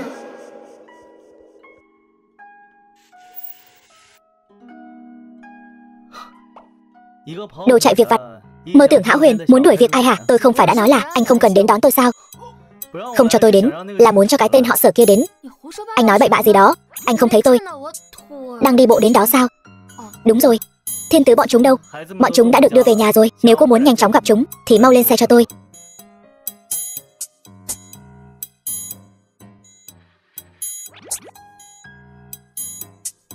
Anh lấn chỗ tôi rồi. Biết chật chội, sao không ngồi cạnh tôi? Lái xe đi. Cô coi tôi là tài xế xe ôm à? Cô nói lái là lái. Tôi có bảo anh đến đâu. Là tự anh. Anh làm gì vậy? Tuân thủ luật giao thông. Còn làm gì được nữa? Phó tổng biết nhiều lắm. Phó tổng vượt ngàn dặm đón tôi tan làm. Là một mình tôi không dám đặt chân đến nhà phó tổng đâu. Phó tổng là người tốt nhất, dịu dàng nhất trên thế giới, tuyệt vời nhất. Xe sang trọng quá. Người trên xe hình như là Bạch Thiển. Bạch Thiển, cô hoa mắt rồi. Sao Bạch Thiển lại ở trên siêu xe được? Đổi thành Mỹ Lâm tỷ còn nghe được. Tôi nhớ ra rồi. Chỉ có 4 chiếc siêu xe trên toàn cầu đều là của Phó gia. Nghe nói gần đây còn đặc biệt đặt làm một chiếc nặng đầy kim cương và vàng. Chỉ có duy nhất một chiếc trên toàn cầu. Không giấu được mọi người, chiếc này cũng do Hiệu Thâm đặc biệt đặt làm cho tôi. Vì Hiệu Thâm tối nay đều chuẩn bị tỏ tình với ta rồi, chiếc xe đó chắc chắn cũng tặng cho ta chứ hả? Hiểu Thâm, anh có phải đã chuẩn bị bất ngờ rồi? Chỉ chờ ta thôi. Tối nay ta đã chuẩn bị sẵn sàng, chính thức làm nữ nhân của anh. Ta yêu anh, Hiểu Thâm.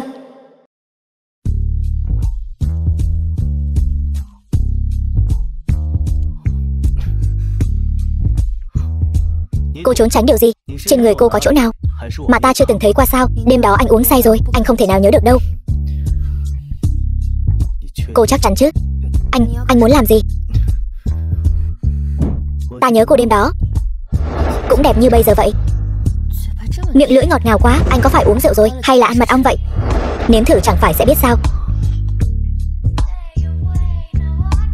Hiệu Thâm, anh uống bao nhiêu rượu rồi? Cô quản ta à? Một ngày vui như thế này ta uống nhiều một chút không được sao? Vui gì chứ? Cưới được mối tình đầu làm vợ, vợ lại sinh cho ta 2 đứa con trai bụ bấm. Ta thật sự là người chiến thắng trong đời rồi. Mối tình đầu? Đúng vậy, nàng là người đầu tiên của ta, cũng là người duy nhất của ta. Duy nhất. Vậy những năm qua em phải chịu trách nhiệm với ta, biết chưa? Em đúng là hay thật, với người khác lại sinh thêm 3 đứa con nửa đêm nửa hôm lên xe người khác. Đình Tu không phải người khác, hơn nữa là anh kết hôn giả trước, cho nên ta mới giấu. Anh rốt cuộc muốn làm gì? Ta nói lại lần nữa, ta chỉ nói một lần thôi. Ta không cho phép trên người em có mùi của nam nhân khác. Em chỉ có thể thuộc về ta. Ta không có. Thật ra ta đã lừa anh. 5 đứa nhỏ đó thật ra đều là con của anh. Xem như bao năm qua anh đều giữ mình trong sạch. Ta sẽ không so đo điều khoản bá đạo năm đó của anh, kể hết mọi sự thật cho anh biết. Và lại có Mục Thị tập đoàn làm hậu thuẫn cho ta. Hắn muốn cướp cũng không cướp được con ta. Phó Hiệu Thâm, sao anh ngủ rồi? Phó tổng, chúng ta phải. Xin lỗi Phó tổng. Xin lỗi Bạch tiểu thư. Hai người cứ tiếp tục. Lão phu nhân, Tam Bảo, đi gọi ba mẹ các con xuất phát. Đại bảo bọn chúng đều đang đợi trên xe rồi. Tam tiểu thư, lão phu nhân, Phó tổng và Bạch tiểu thư bây giờ có việc, tạm thời không tiện. Thật vô lý. Chuyện quan trọng gì phải giấu người nhà? Ba mẹ chắc chắn đang ôm hôn nhau. Tuyệt quá. Mẹ sắp sinh cho chúng ta em gái thứ 6 rồi. Đây quả thật là chuyện đại sự quan trọng. Không được vào. Lưu đặc trợ, anh nhất định phải canh chừng nơi này. Không ai được phép vào quấy rầy. Tam bảo, tứ bảo, mình đi nhanh thôi. Sắp được bế. Đứa cháu thứ 6 rồi đấy. Bạch Thiển, đây chính là dạ tiệc của phó gia. Sao cô dám tự tiện xông vào đây? Mỹ Lâm tỷ mời mà cô không đến, cô lại cứ lén lút lẻn vào. Thật không biết xấu hổ. Miệng chó không mọc được ngà voi, không biết ăn nói gì cả thì câm miệng lại cho tôi. Con đàn bà này còn dám cãi lại sao? Cô đúng là cần được dạy dỗ lại. Bạch Thiển, Giao Giao chỉ là có ý tốt nhắc nhở cô thôi. Không có thiệp mời sẽ bị đuổi ra ngoài đấy. Hay là thế này, cô ngoan ngoãn xin lỗi tôi một tiếng, chuyện này coi như bỏ qua. Tôi sẽ dẫn cô vào. Thế nào, nghe thấy chưa? Mỹ Lâm tỷ của chúng tôi vui vẻ thì sẽ dẫn cô vào trong. Nếu không với cái bộ dạng nghèo nàn của cô, cả đời đừng hòng đến được bữa tiệc cao cấp thế này. Xem bộ dạng ăn mặc của cô kia cũng là đã tốn kém lắm rồi. Nếu cô không muốn công cốc thì mau quỳ xuống dập đầu xin lỗi Mỹ Lâm tỷ đi. Bạch Thiển, hôm nay là ngày vui của tôi, chỉ cần cô quỳ xuống xin lỗi tôi sẽ bảo đảm cô không sao. Bạch Thiển, sao còn chưa quỳ? Có phải muốn tôi giúp cô không? Cô dám đánh Giai Giai, vị hôn phu của cô ta chính là giám đốc Tôn đấy. Bạch Thiển, cô tiêu chắc rồi. Cô đừng chạy, tôi sẽ gọi bạn trai tôi đến dạy dỗ cô. Muốn dạy dỗ tôi? Được, tôi sẽ đợi ở đây. Alo, chồng ơi, cứu mạng, có người bắt nạt tôi. Bạch Thiển, cô thật sự là không thấy quan tài không đổ lệ. Nhưng mà hôm nay chỉ cần cô quỳ xuống xin lỗi tôi có thể bảo đảm cô không sao. Cô là cái thứ gì dám ở đây dạy đời tôi? Bạch Thiển, cô thật to gan. Mỹ Lâm tỷ của chúng tôi chính là người thừa kế tương lai của Mục Thị tập đoàn, một thực tập sinh tầng lớp thấp nhất, lại dám đắc tội với vị chủ tịch tương lai của Mục Thị. Cô có phải không muốn sống nữa không? Vị chủ tịch tương lai của Mục Thị đã biết rồi thì nên biết điều. Xin lỗi đi, chuyện này coi như bỏ qua. Thế nào? Mỹ Lâm tỷ, đừng nói nhảm với cô ta nữa. Cô ta là cái thá gì, còn không xứng xách dép cho tỷ. Trùng hợp thật. Chủ tịch Mục Thị, tôi còn. Alo, Phó Hiệu Thâm, có chuyện gì? Có việc thì lát nữa nói. Cô đang gọi điện cho Phó Hiệu Thâm. Không thể nào. Cô ta chắc là thấy giám đốc Tôn sắp đến nên sợ rồi, cố ý diễn trò bịp bọn tôi. Đúng, chắc chắn là giả. Ai mà chẳng biết Phó Tổng và Mỹ Lâm tỷ của chúng ta mới là một đôi, còn đặc biệt chuẩn bị buổi tiệc hôm nay để cầu hôn Mỹ Lâm tỷ.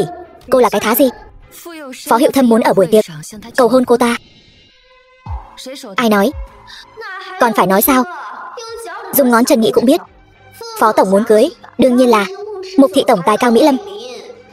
Chẳng lẽ lại cầu hôn cái đồ nghèo kiết xác mạc như cô sao? Bạch Thiển, tôi hảo tâm nhắc nhở cô một chút.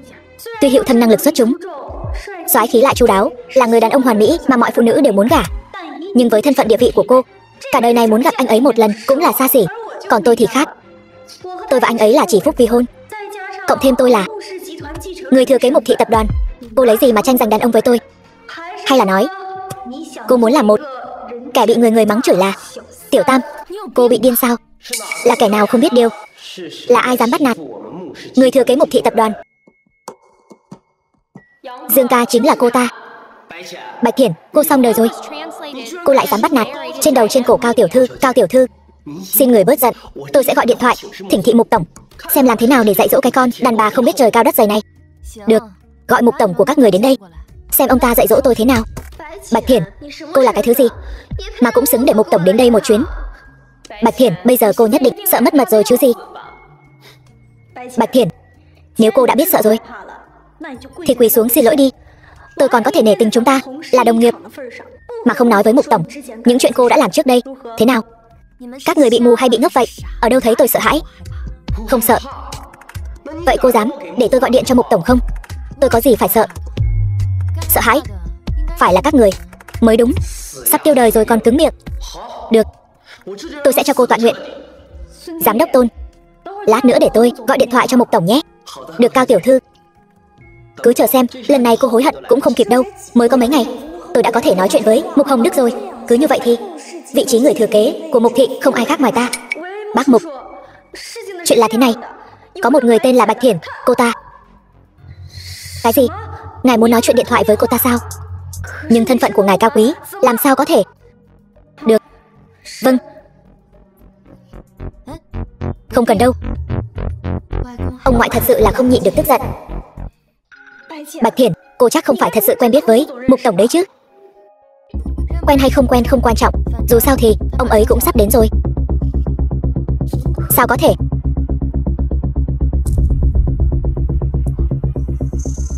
Cao tiểu thư thật có mặt mũi. Mục tổng nói sẽ đến ngay.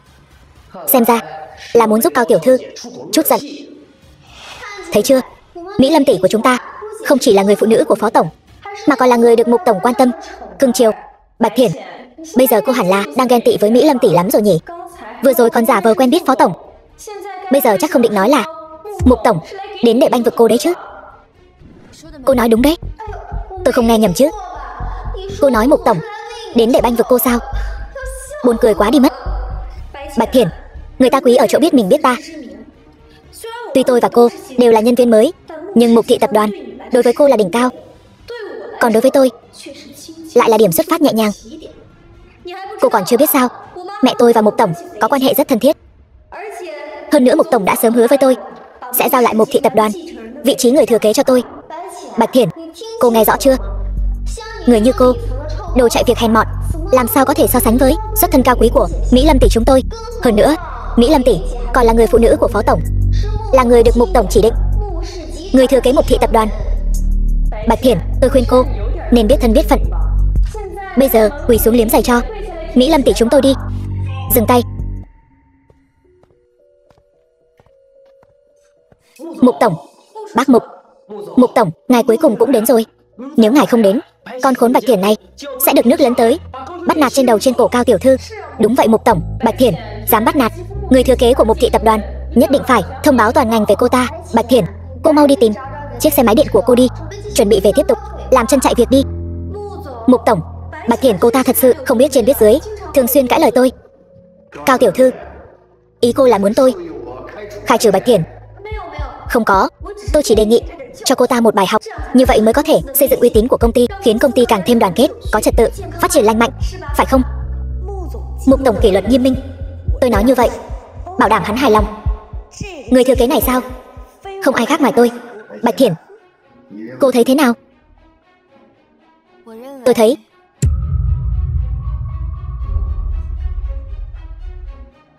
nếu Cao tiểu thư nói công ty không lành mạnh, vậy thì bộ phận chúng ta cứ giải tán tại chỗ luôn đi. Bạch Thiển, cô nói bậy bạ gì thế? Bạch Thiển, bộ phận chúng ta có hơn ngàn nhân tài ưu tú, cô nói giải tán là giải tán được sao? Cô là cái thá gì? Mục tổng, ngài với mẹ tôi giao tình tốt như vậy, tại sao phải để ý cái nhìn của Bạch Thiển này? Bạch Thiển, đồ tiện nhân, nếu cô dám hơn tôi trước quyến rũ được Mục tổng, tôi nhất định lấy mạng cô. Cao tiểu thư, mẹ cô là ai? Bà ấy và tôi có giao tình gì? Cái gì? Mục tổng, ngài và Cao tiểu thư không thân quen. Tôi thân là tổng tài Mục thị tập đoàn, bận trăm công nghìn việc, cớ gì bắt tôi thân quen với một thực tập sinh? Không phải. Mục tổng, Bạch Thiển này, cô ta cũng là thực tập sinh, tại sao hai người lại thân quen như vậy? Tại sao? Bởi vì Bạch Thiển là người tôi chỉ định, người thừa kế Mục thị tập đoàn. Làm sao có thể? Không thể nào. Cô ta chỉ là một đứa chạy vặt hôi hám, có tư cách gì làm người thừa kế của Mục thị tập đoàn? Tôi biết rồi, cô ta có phải đã làm tình nhân của ngài rồi không? Trời ơi, Bạch Thiển vì muốn leo lên cao, thế mà có thể đi ngủ với người đáng tuổi ông nội. Bạch Thiển, cô thật ghê tởm. Không lẽ là thừa dịp Mục tổng chân tay bất tiện mà cưỡng ép đấy chứ? Cao tiểu thư, cô và mẹ cô gửi vào hộp thư của tôi mấy cái đoạn băng gợi cảm kia, cũng ghê tởm y như vậy. Bạch Thiển, chúng ta đi, đừng vì loại người này mà ảnh hưởng đến tâm trạng.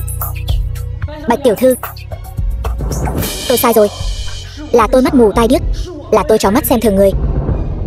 Hóa ra người Mục tổng nhờ tôi chiếu cố là cô. Phó tổng tìm tôi chiếu cố, hóa ra cũng là cô. Từ đầu đến cuối đều là cô. Bạch tiểu thư, tôi sai rồi, cô hãy tha thứ cho tôi lần này đi. Tránh ra. Dương ca, anh vừa nói là thật sao? Phó tổng và Mục tổng nhờ anh chiếu cố chính là Bạch Thiển sao? Vớ vẩn, Hiệu Thâm và tôi đã được hứa hôn từ trong bụng mẹ.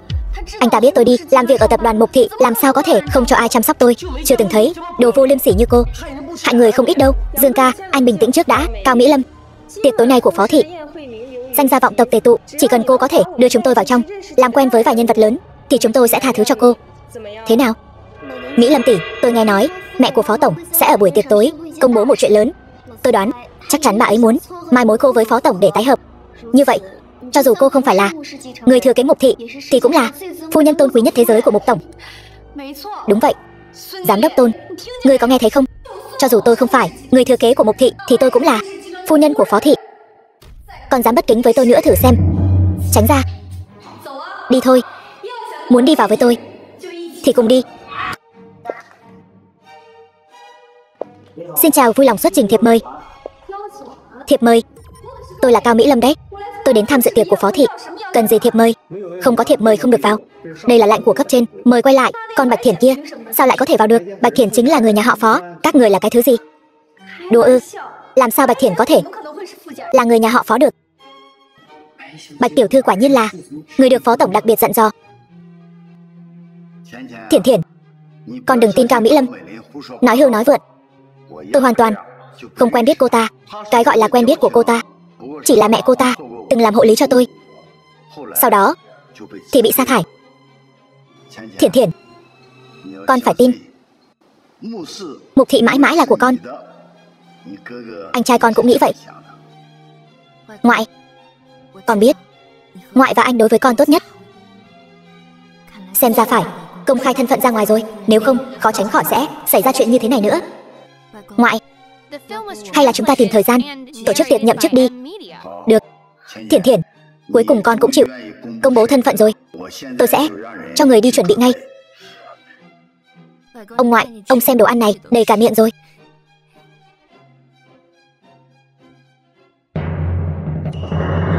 Người vừa nãy là ai? Sao lại đối xử tốt với hắn ta như vậy? Anh lo chuyện bao đồng sao? Ta là chồng của nàng, đương nhiên có quyền quản nàng. Nói mau, tên đàn ông hoang dã vừa rồi là ai? Thế mà dám để cô cả gan trước mặt ta mà đi quyến rũ hắn. Phó Hiệu Thâm, anh không có não phải không? Cứ thấy ai cũng tưởng là đàn ông hoang dã. Trong mắt người khác, anh mới là tên đàn ông hoang dã đó. Ta không so đo quá khứ của nàng, nhưng từ hôm nay trở đi, nàng là người phụ nữ của Phó Hiệu Thâm ta. Con của nàng cũng chỉ có thể gọi ta là cha. Tôi xem ba đứa nó cũng là con ruột của tôi, xem như con ruột. Phó Hiệu Thâm, làm ơn anh làm rõ cho tôi. Con của tôi không cần anh thương hại. Khi nào thì tôi nói tôi thương hại cô? Anh yêu em, yêu các con của em. Anh muốn cùng gia đình em đoàn tụ, có vấn đề gì không?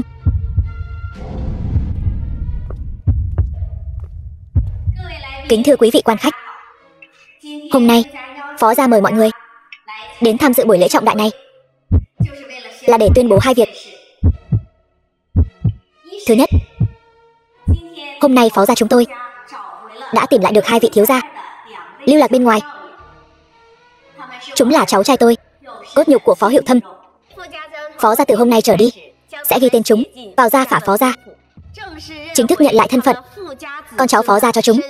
Phó tổng vậy mà đã có con rồi sao? Mà còn tới ba đứa nữa chứ? Tin này thật sốc. Nghe nói con cháu Phó gia từ khi sinh ra đã được nhận một khoản tài sản cách xù, một lúc tới ba đứa. Thật trùng hợp, bạn gái cũ của Phó tổng, Cao tiểu thư vừa mới về nước. Liệu cô ấy có phải là mẹ của mấy đứa nhỏ không nhỉ? Tiếp theo, tôi xin tuyên bố việc thứ hai, đó là mẹ của ba đứa trẻ Phó gia tôi, nàng dâu duy nhất của Phó gia tôi. Tên cô ấy là Bạch Thiển. Cô ấy là một cô gái dịu dàng và xinh đẹp. Trốn cái gì? Mẹ gọi em kia. Em trả lời một tiếng là được rồi. Hôm nay có tiết mục này, sao anh không nói cho tôi biết? Tôi làm sao biết được chứ? Đây là bất ngờ. Phó gia chúng ta, mỗi nàng dâu đều có. Phó gia chúng ta sinh con trai, thưởng 2 tỷ. Mẹ muốn trao thưởng cho em. Phó Hiệu Thâm, sinh con trai thưởng 2 tỷ. Vậy con gái chúng ta thì sao? Tôi chính là công cụ sinh sản của Phó gia các người sao? Chúng ta còn có con gái.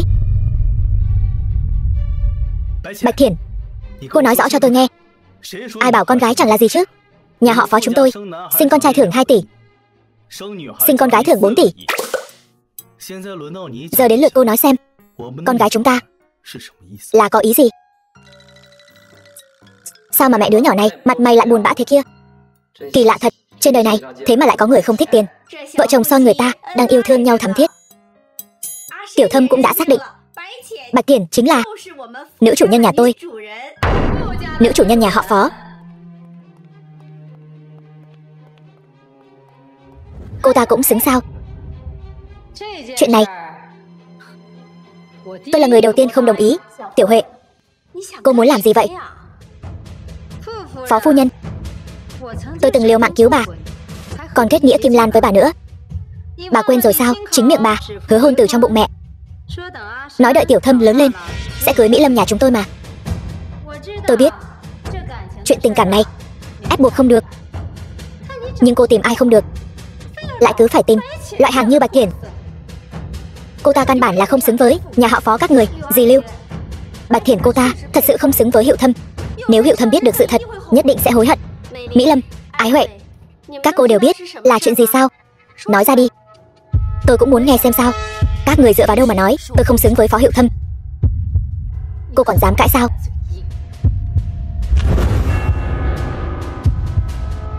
Nhìn xem nào, đây chính là bằng chứng. Mọi người cùng xem đi. Xem Bạch Thiển này, làm sao mà hạ tiệt, khiến người ta ghê tởm, lại dám làm mấy chuyện bẩn thỉu. Xem cô còn dám cãi nữa không? Bạch Thiển, hai người đàn ông trong ảnh này là ai? Dì Lưu, đây là giao thiệp bình thường thôi. Một người là anh tôi, một người là tôi.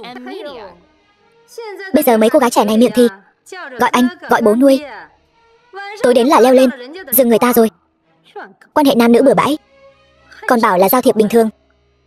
Cô lừa quỷ sao? Dì Lưu, bà xem, người dâu trắng trong ảnh này chính là tổng tài tập đoàn Mục Thị. Nghe nói Bạch Thiển từ văn phòng của ông ta đi ra, hôm sau từ một đứa chạy việc vặt, bỗng chốc trở thành người thừa kế của Mục Thị. Bạch Thiển, chuyện này là thật sao? Bằng chứng đều ở đây cả rồi. Bạch Thiển, cô đừng chối nữa. Tiểu Hàn này, cô xem, sao cô vẫn chưa hiểu ra vậy? Đồ đê tiện này chính là trên giường phục vụ người ta cho sướng rồi. Dì Lưu, ba đứa con khác của Bạch Thiển cũng đều không phải cô ấy nhận nuôi, mà là cô ta lén lút sinh với trai hoang. Vì muốn trèo cao lấy nhà họ Phó, ngay cả cốt nhục thân sinh của mình mà cô cũng không nhận. Cô thật độc ác. Cái gì? Bạch Thiển, ba đứa nhỏ đó, chuyện này là thật sao?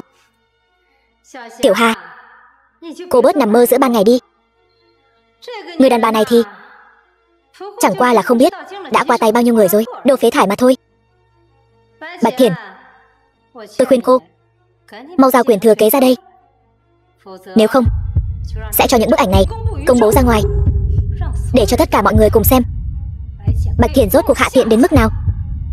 Bạch Thiển, cô mau giao quyền thừa kế ra, nếu không đợi đến khi chuyện ầm ĩ lên thì bọn trẻ cũng không còn mặt mũi nào nữa. Cái gì?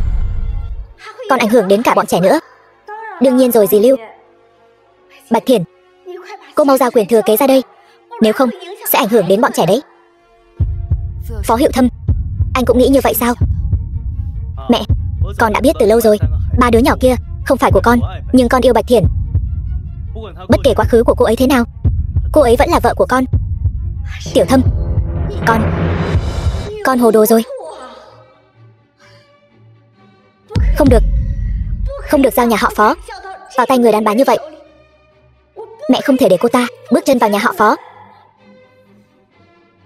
Đã như vậy thì cửa nhà các người tôi không trèo cao nữa. Tiểu Hà, cô xem, người ta có Mục Thị trong tay, căn bản là không coi trọng nhà các người. Bạch Thiển, không ngờ cô là người như vậy. Cô làm tôi tức quá. Mẹ, mau nhìn, dì bị Bạch Thiển làm tức đến ngất xỉu rồi. Bạch Thiển, đồ đê tiện, hôm nay nếu cô không giao quyền thừa kế ra thì cô đừng hòng bước ra khỏi đây.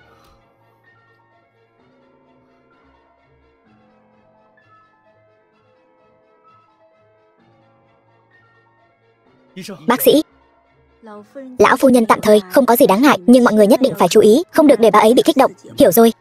Tiểu Thâm, anh nhẫn tâm nhìn Bạch Thiển hại mẹ anh như vậy sao? Đúng là Bạch Thiển làm quá đáng rồi. Cô ấy làm chuyện quá đáng gì chứ? Hiệu Thâm, tôi chỉ giải thích một lần thôi. Chuyện bức ảnh là bọn họ vu khống tôi. Anh tin hay không tin, lão phu nhân vừa tỉnh đã đòi gặp anh. Được, em cứ ở đây đợi một lát, ta sẽ nói lại với em sau.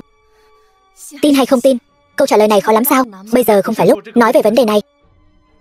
Bạch Thiển, cô xem, tôi chỉ cần một câu là có thể khiến cô thất sủng rồi. Biết điều thì Cô mau giao quyền thừa kế Mục thị ra đây. Nếu không, tôi sẽ khiến cô cả đời này đều không được gặp mấy đứa con của cô nữa. Vậy tôi sẽ thử xem sao. Cô. Mẹ, xem người phụ nữ này kìa. Nếu cô ta cứ không chịu giao quyền thừa kế thì phải làm sao? Cũng chỉ là một đàn bà giả vờ đạo mạo mà thôi. Mấy ngày nữa Mục thị sẽ tổ chức tiệc nhậm chức cho cô ta. Mẹ đã nghĩ ra rồi, cách để con cướp lấy quyền thừa kế. Chung cư Bạch Thiển. Thôi đừng xem nữa, trời đã khuya rồi, đi ngủ đi.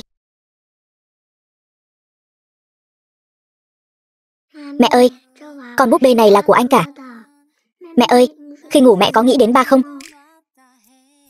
Tam muội tứ muội. Mẹ bắt các con sống thiếu ba. Các con có trách mẹ không? Chỉ cần có mẹ yêu thương là đủ rồi. Tam muội tứ muội ngoan lắm. Ngũ muội cũng giỏi lắm. Mấy ngày nữa cô ấy về nước rồi, sẽ không còn ai dám bắt nạt chúng ta nữa. Ngũ muội cũng rất giỏi. Thôi thôi, mau nằm xuống ngủ đi nào. Phải đắp chăn cho kín đấy. Phó Hiệu Thâm, đợi đến khi anh biết được người mà anh kính trọng thực ra là con gái của mình, liệu có muốn mua miếng đậu hũ đập đầu mình không?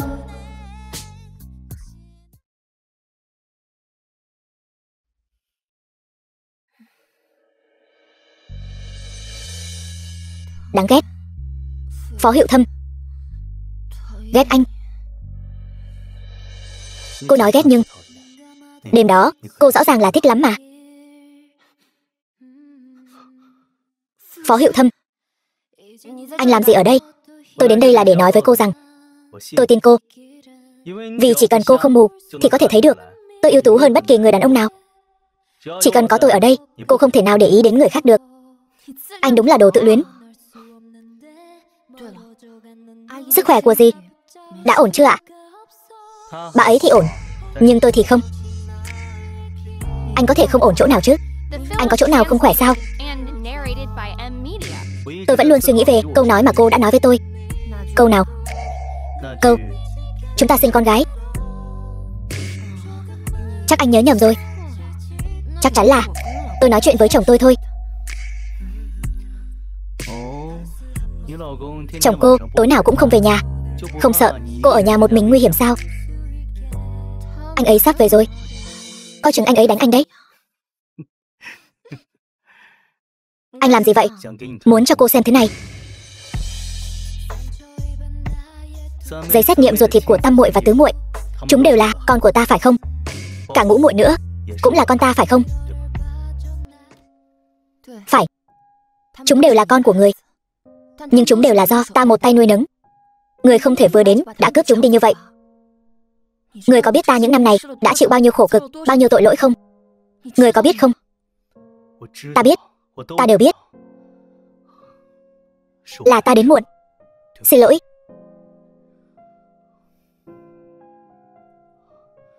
Người đi theo ta. Làm gì? Đi rồi sẽ biết. Đại bảo, nhị bảo, người đã đưa chúng trở về bên ta rồi. Không phải trở về bên người, mà là bên chúng ta.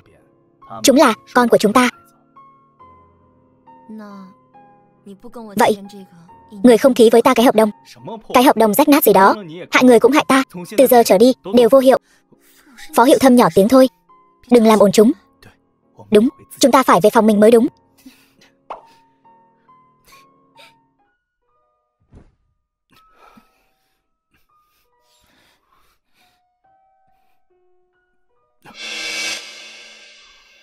Ta đã sinh 5 đứa con rồi, bụng đã không còn mịn như năm xưa nữa.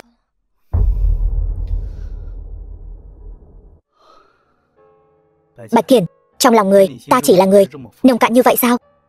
Ta yêu người, yêu không chỉ thân thể người mà còn linh hồn người, toàn bộ con người của người.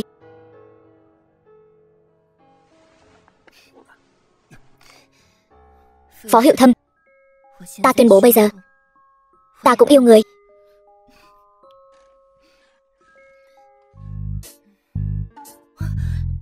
Yêu rồi.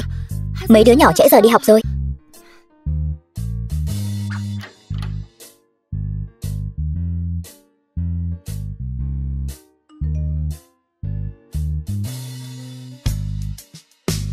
Tối qua vất vả cho người rồi. Các con, ta đã đưa chúng đến trường rồi. Công ty ta có việc, xong việc sẽ về ngay. Về sẽ mua cho người bánh kem dâu người thích ăn.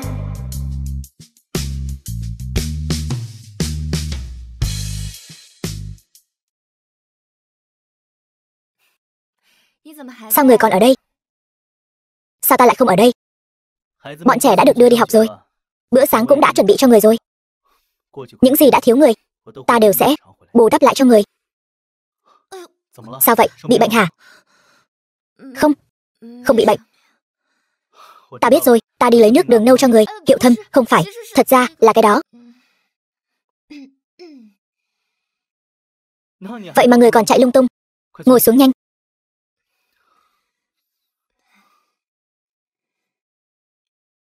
Phó Hiệu Thâm, thật ra tối qua là lần đầu tiên trong 10 năm của ta. Ta biết, nên ta mới... Thôi được rồi, ta biết rồi. Người ở nhà ăn sáng đi, ta đi mua thuốc cho người. Ở nhà ngoan ngoãn đợi ta về.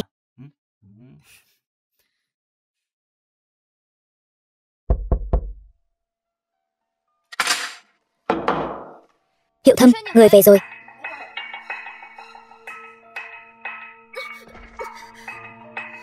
Bạch Thiển, hôm qua là người chạy nhanh.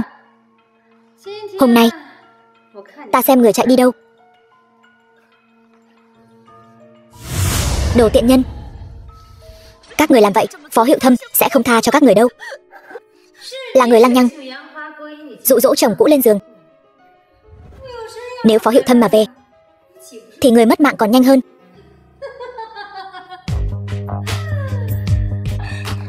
Đến đây.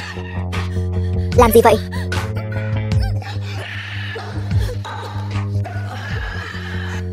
Ngươi cho ta uống cái gì? Uống rồi có thể khiến ngươi và chồng trước vui vẻ.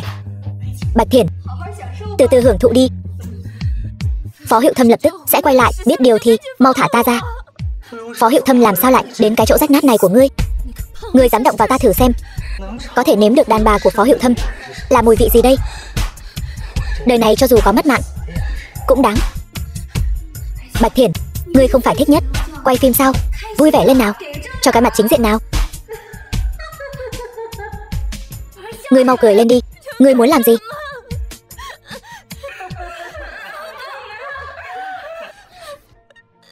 Cứu mạng, cứu ta với. Cứu ta với. Cứu ta với.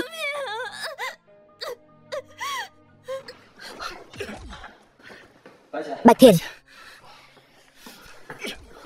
Phó Hiệu Thâm, hắn đã như vậy rồi, ngươi còn muốn buông tha hắn sao? Tôi bị bỏ thuốc, bây giờ rất khó chịu.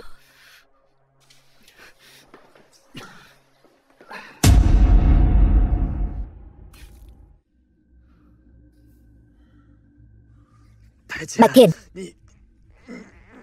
ngươi muốn làm gì? Tôi muốn thay cha mẹ báo thù, lấy máu trả máu. Bạch Thiển, đồ điên.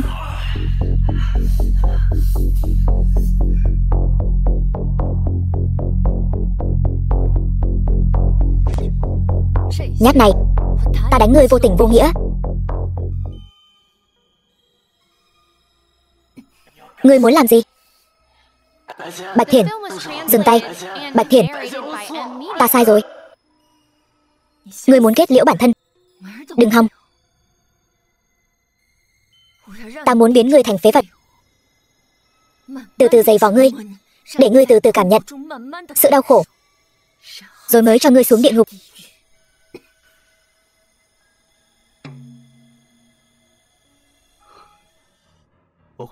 Ta sẽ như ngươi mong muốn, để hắn sống trong đau khổ. Hiệu Thâm, cảm ơn anh đã thay ta báo thù cho cha mẹ. Ở đây không an toàn. Ngươi và bọn trẻ có muốn về nhà với ta không? Không cần. Ta còn một căn nhà ở Nam Thành. Nam Thành Trang Viên, giá trung bình 1 tỷ là nhà ngươi. Phó tổng vẫn chưa tra được thân phận của phu nhân, nhưng ta tra được một số thứ khác. Không biết Phó tổng có muốn nghe không? Ngươi không muốn làm việc nữa sao? Phu nhân ở Nam Thành Trang Viên còn có một căn nhà. Nam Thành Trang Viên với giá trung bình 1 tỷ là nhà cô ấy. Đúng vậy, ta điều tra bằng phương pháp còn giỏi hơn cả FBI. Nhưng ta vẫn không tra được tin tức gì khác về phu nhân. Thần bí như vậy. Quả thực, hình như có người cố tình che giấu thân thế của Bạch tiểu thư. Xuống đi. Vâng.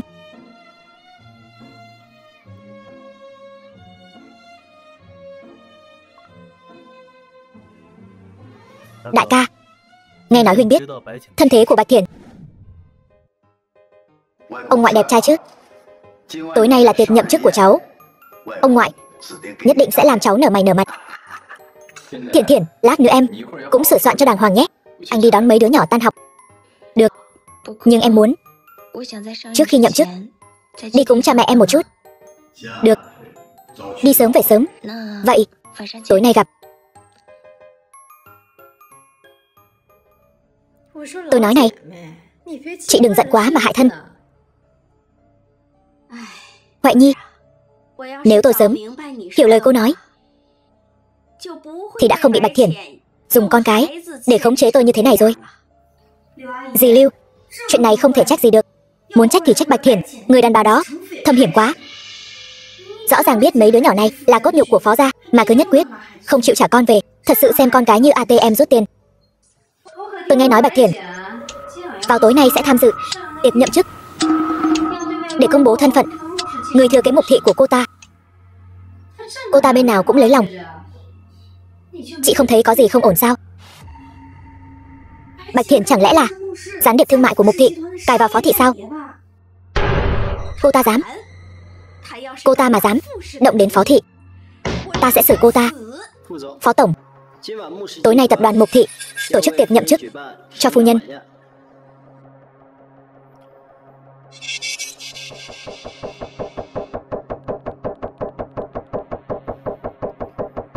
Chuẩn bị xe. Vâng. Ba. Mẹ, con đã xử lý tên Chu Thịnh Cảnh vong ân bội nghĩa đó cho ba mẹ rồi.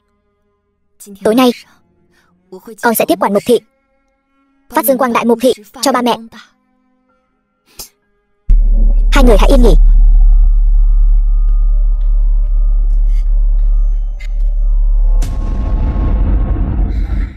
Đại ca về nước cũng không gửi trước tấm ảnh nào, lát nữa không nhận ra thì sao?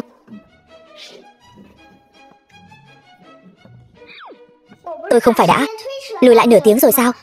Sao lại đến sớm vậy? Tôi chẳng có thời gian nghỉ ngơi nữa. Công chúa nhỏ xinh quá.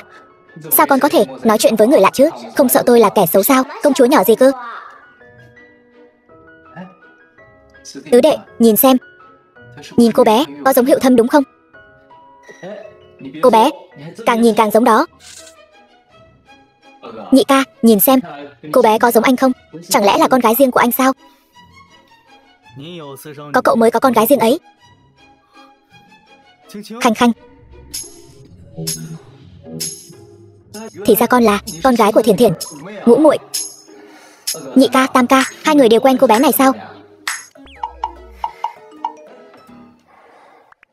Sóng yếu quá, tôi mới nhận được tin nhắn của đại ca, nói là sẽ đến trễ nửa tiếng. Nếu đã đón được rồi thì thôi, đừng vui mừng quá sớm. Chưa qua khảo nghiệm thì ngươi không được làm ba của tôi. Thì ra con thật sự là đại ca của chúng tôi. Nhị ca, đại ca đứng đầu bảng xếp hạng hacker bí ẩn của chúng ta, thật sự là con gái của anh sao? Không nghe thấy sao?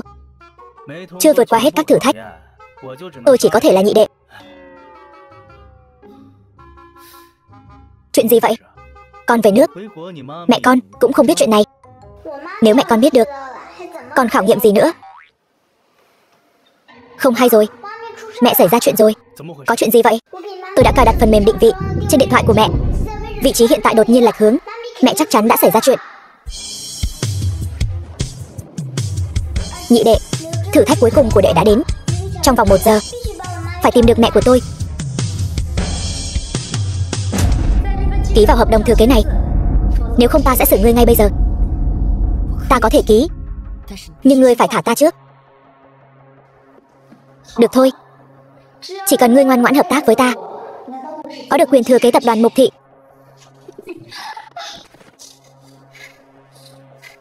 Ngươi và mẹ ngươi đã hại Bạch thị phá sản. Mẹ ngươi đã qua đời, Bây giờ ngươi lại tiếp tục hại Mục Thị. Đúng vậy. Cớ gì ngươi lại được thừa kế Mục Thị? Ta và mẹ ta đã vất vả bấy lâu nay. Tập đoàn Mục Thị phải là của hai mẹ con ta. Ngươi ký hay không? Ta sẽ không ký. Không ký. Được thôi. Đợi ngươi qua đời rồi, ta vẫn có thể lấy được tiền của tập đoàn Mục Thị. Đừng mơ mộng. Ta qua đời rồi, vẫn còn anh ta. Cái gì? Ngươi lừa ta? Anh của ngươi chẳng phải đã mất tích hơn 10 năm rồi sao? Đã tìm thấy từ lâu rồi. Vẫn là chính ngươi đưa hắn đến bên cạnh ta. Hắn chính là đại thiếu gia nhà họ Sở, Sở Đình Tu.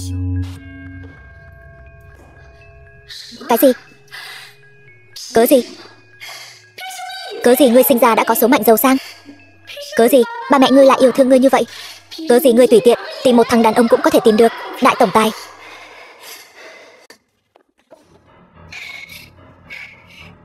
Đồ thối tha. Ngươi xuống địa ngục đi. Ta phải xử ngươi. Đợi ngươi qua đời rồi, ta sẽ phẫu thuật thẩm mỹ thành ngươi.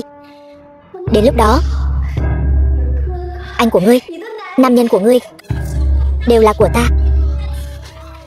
Khoan đã, có chuyện gì thì nhắm vào ta.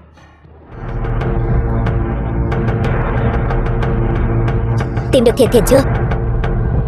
Đã tìm khắp nơi rồi mà không thấy. Thế này thì hỏng rồi. Tối nay mời nhiều người như vậy, mọi người đều đang đợi tôi công bố người thừa kế của tập đoàn Mục Thị đấy. Mục tổng, trông ngài có vẻ không được vui lắm nhỉ?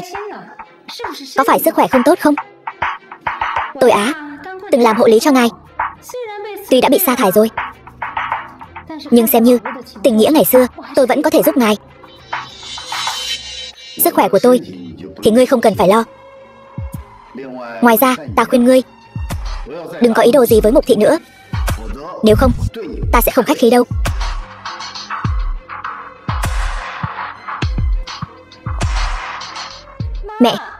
Mẹ xem cái ông già này, hắn căn bản chẳng để tâm đến mẹ. Vậy con sao làm người thừa kế tập đoàn Mục Thị chứ? Hắn có để tâm đến mẹ hay không thì có liên quan gì? Chỉ cần cháu gái ta Bạch Ngữ Nhu thành công là được rồi. Đợi đến khi Bạch Thiển qua đời, ta sẽ có cách cho con làm người thừa kế Mục Thị. Đi thôi. Mục tổng, ngài sao vậy? Cậu mau đi tìm Thiển Thiển đi. Nó nhất định là gặp chuyện rồi. Mục tổng, vậy ngài đừng lo cho tôi. Mau đi đi. Vâng.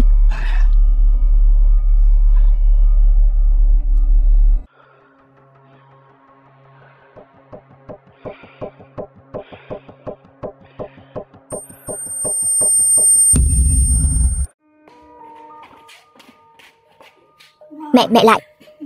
Đầu độc ông ta. Ông ta qua đời rồi sao? Không. Con lại đây. Con nắm lấy tay ông ta. Ấn vào đây. Ấn vài dấu vân tay là được. Mau lên.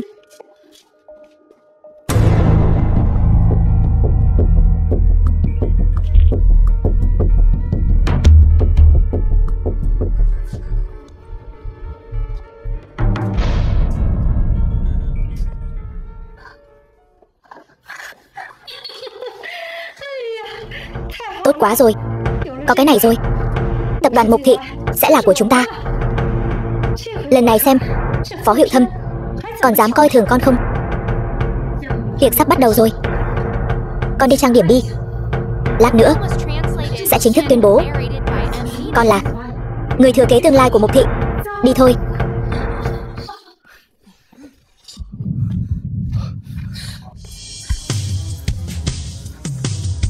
Không ổn rồi, ông ngoại trúng độc rồi. Tôi đi gọi bác sĩ. Ông ngoại.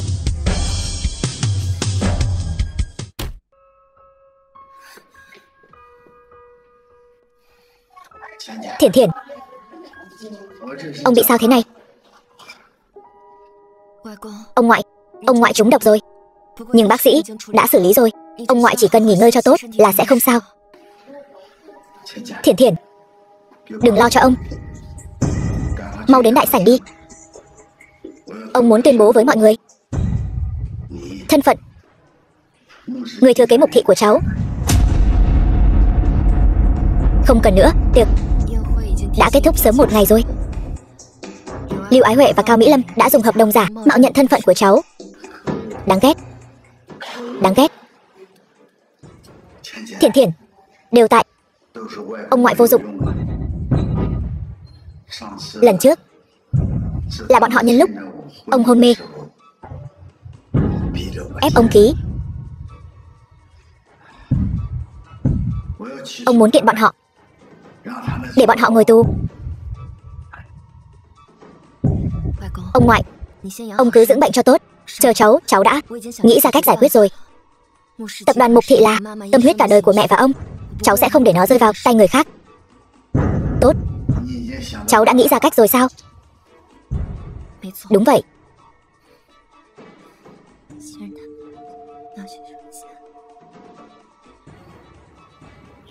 Nhất định phải cho hai mẹ con độc ác kia phải trả giá. Ông ngoại yên tâm.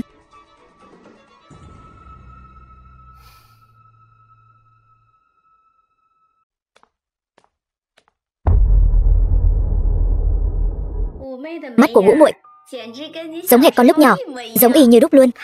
Đáng yêu quá. Tiếc là Bạch Thiển không phải người tốt. Mẹ, Thiển Thiển rất tốt. Tôi và các con đều không thể sống thiếu cô ấy. Cô ta có gì tốt chứ? Cô ta không cho các con gặp cha, hại ba con, cũng không được gặp cháu đích tôn nhà họ Phó. Cô ta chính là kẻ khiến ba con mất không nhắm mắt. Mẹ, đừng trách cô ấy. Trước kia là vì con muốn kết hôn giả với cô ấy, nên mới khiến cô ấy sợ mất gia đình, chỉ có thể mang theo con lưu lạc bên ngoài. Lại vì sự bá đạo của con, cô ấy mới không dám để các con nhận con. Bây giờ hiểu lầm đã được hóa giải, sẽ không như vậy nữa. Phó Hiệu Thâm, coi như người còn chút lương tâm, biết nỗi khổ tâm của ta, cũng thấu hiểu sự vất vả của ta. Còn nhất định là bị cô ta mê hoặc rồi. Cao Mỹ Lâm mới là người có hôn ước với con. Hơn nữa, cô ta đã trở thành người phụ trách của tập đoàn Mục Thị, rất xứng đôi với con. Đúng vậy. Mẹ của Cao Mỹ Lâm lúc trẻ đã từng cứu mẹ, nhưng những năm nay nhà họ Phó chúng ta đã cho họ rất nhiều rồi. Không nên dùng chuyện hôn nhân đại sự của con để báo ân. Nếu nói đời này con còn tâm nguyện gì, đó chính là cầu xin một Bạch Thiển. Cao Mỹ Lâm vì con mà giành được thân phận người thừa kế của Mục Thị. Tại sao con lại thiên vị một sao chổi chứ? Con quá ngốc rồi. Cao Mỹ Lâm vì con mà giành lấy tập đoàn Mục Thị. Đúng vậy. Cao Mỹ Lâm biết tập đoàn Mục Thị rất quan trọng đối với Phó Thị, nên mới giúp con giành lấy Mục Thị.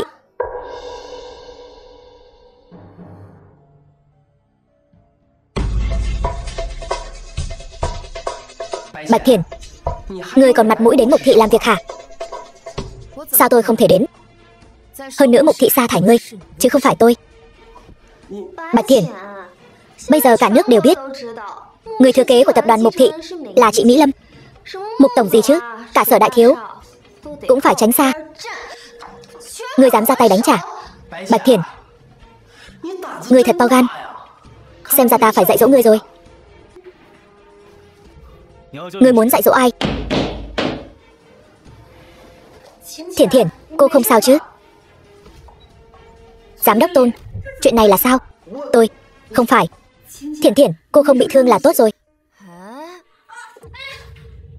Bạch Thiển, tại sao cô lại đẩy tôi mạnh như vậy? Chỉ vì tôi có được vị trí người thừa kế của tập đoàn Mục Thị sao? Thật vô lý. Còn Bạch Thiển này vậy mà vẫn còn sống. Bạch Ngữ Nhu đồ vô dụng, vẫn chưa ra tay được, lại dám lấy tiền mà không làm việc. Tôi sẽ không tha cho cô ta. Phó tổng, ngài xem tay chị Mỹ Lâm chảy máu rồi kìa. Bạch Thiển, đồ tiện nhân, người nhất định phải trừng phạt cô ta mới được. Người đang dạy ta làm việc, người nghe ta giải thích. Người muốn giải thích gì? Lại nói chúng ta quan hệ thế nào?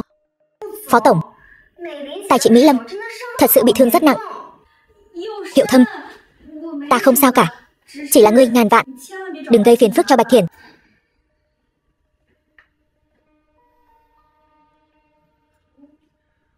Hiệu Thâm nghĩ thông rồi.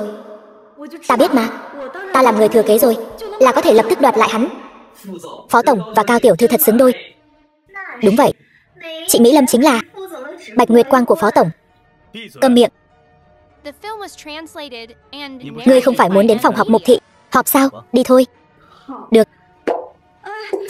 Hiệu Thâm, ta hơi chóng mặt. Ngươi có thể bế ta xuống không? Được. Bạch Kiển gọi ta kia, chỉ cần ngươi gọi một tiếng, ta lập tức bỏ cô ta xuống bế ngươi. Khoan đã. Nữ nhân cuối cùng cũng ghen rồi. Bạch Thiển, ngươi có lời muốn nói với ta? Xin lỗi, ta nói là thang máy chờ chút, bởi vì ta cũng muốn đến phòng họp Mục Thị. Bạch Thiển, ngươi gọi ta chỉ là để ta giúp ngươi bấm thang máy. Bạch Thiển, ngươi đến phòng họp Mục Thị làm gì? Bạch Thiển, ngươi sẽ không định ở phòng họp Mục Thị nơi ít người. Xin lỗi chị Mỹ Lâm chứ. Đừng mà, nhân lúc mọi người đều đang ở đây, trực tiếp quỳ xuống xin lỗi chị Mỹ Lâm đi, như vậy mới có thành ý. Câm miệng.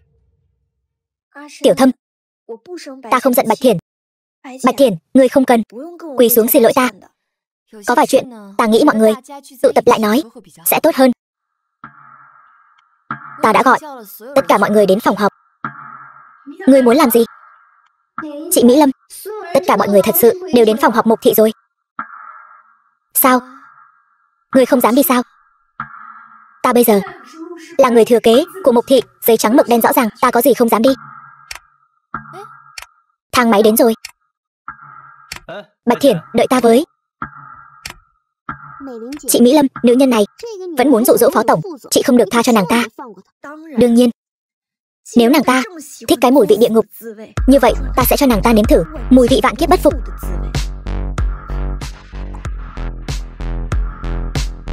Chuẩn bị thứ ta cần. Bạch Thiển, thứ ta chuẩn bị nhất định sẽ khiến người thân bại danh liệt. Bạch tiểu thư, nghe nói tập đoàn Mục Thị có tin tức động trời. Xin hỏi là gì vậy? Đó là Phó Tổng sao? Còn có người bên cạnh hắn là hôm qua công bố tổng tài Mục Thị tiểu thư Cao sao? Nghe đồn cô ấy và Phó Tổng là một đôi. Chẳng lẽ sắp công bố tin vui rồi sao? Các người đoán đúng rồi đấy. Phó Tổng với chị Mỹ Lâm nhất kiến trung tình, 10 năm như một ngày. Các người viết cho tử tế vào, cũng để cho mấy con tiểu tam trơ chẽn mau từ bỏ. Tiểu tam trơ chẽn nào? Là ai? Chẳng lẽ có tin tức gì mới sao? Mọi người yên lặng nào. Tiếp theo sẽ công bố một tin tức lớn mà mọi người muốn biết.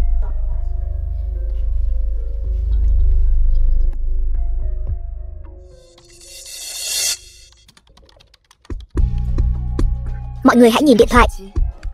Bạch Ngữ Nhu, cô đã thân bại danh liệt rồi. Bây giờ chỉ có nghe tôi. Bảo Bạch Thiển ký vào hợp đồng chuyển nhượng của tập đoàn Mục Thị. Tôi cho cô 10 triệu. Nếu cô ta không chịu thì sẽ xử cô ta. Tôi cho cô 5 triệu.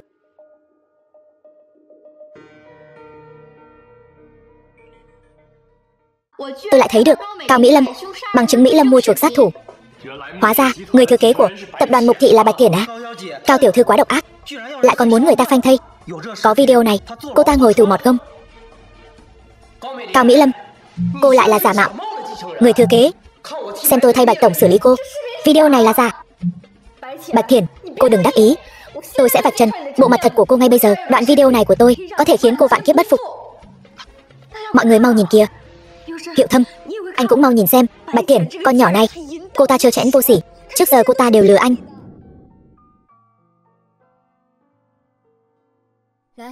Con thử nghĩ lại xem bài này làm thế nào.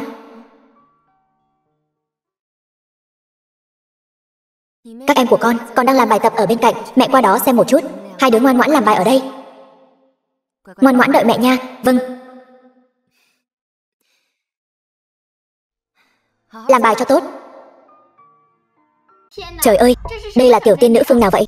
Làm việc vất vả cả ngày, còn kèm con học bài. Nuôi con, tâm trạng ổn định lại dịu dàng. Bạch tiểu thư đúng là nữ thần của tôi. Không phải cái này, tất cả các người đều bị lừa rồi. Bạch Thiển, cô ta chỉ là một con tiện nhân. Bà cô già, máy tính của bà bị hỏng rồi sao? Thì ra là mày, đồ con hoang. Xem tao xử mày như thế nào.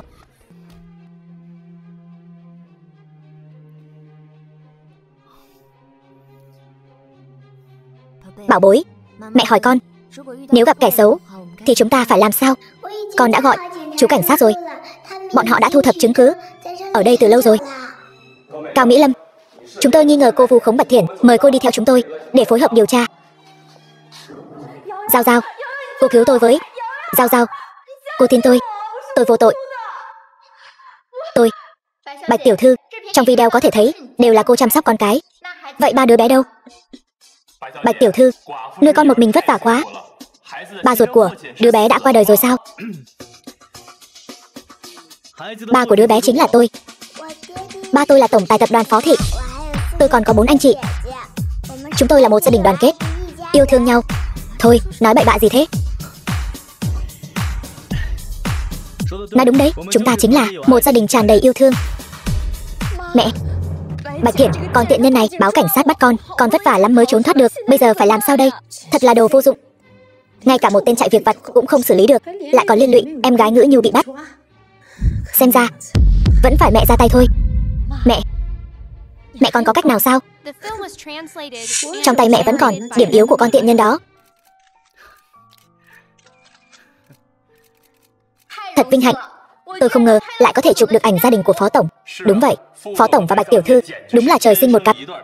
Con cái cũng thừa hưởng nhan sắc của họ. Thật hoàn hảo. Trời sinh một cặp cái khỉ gì?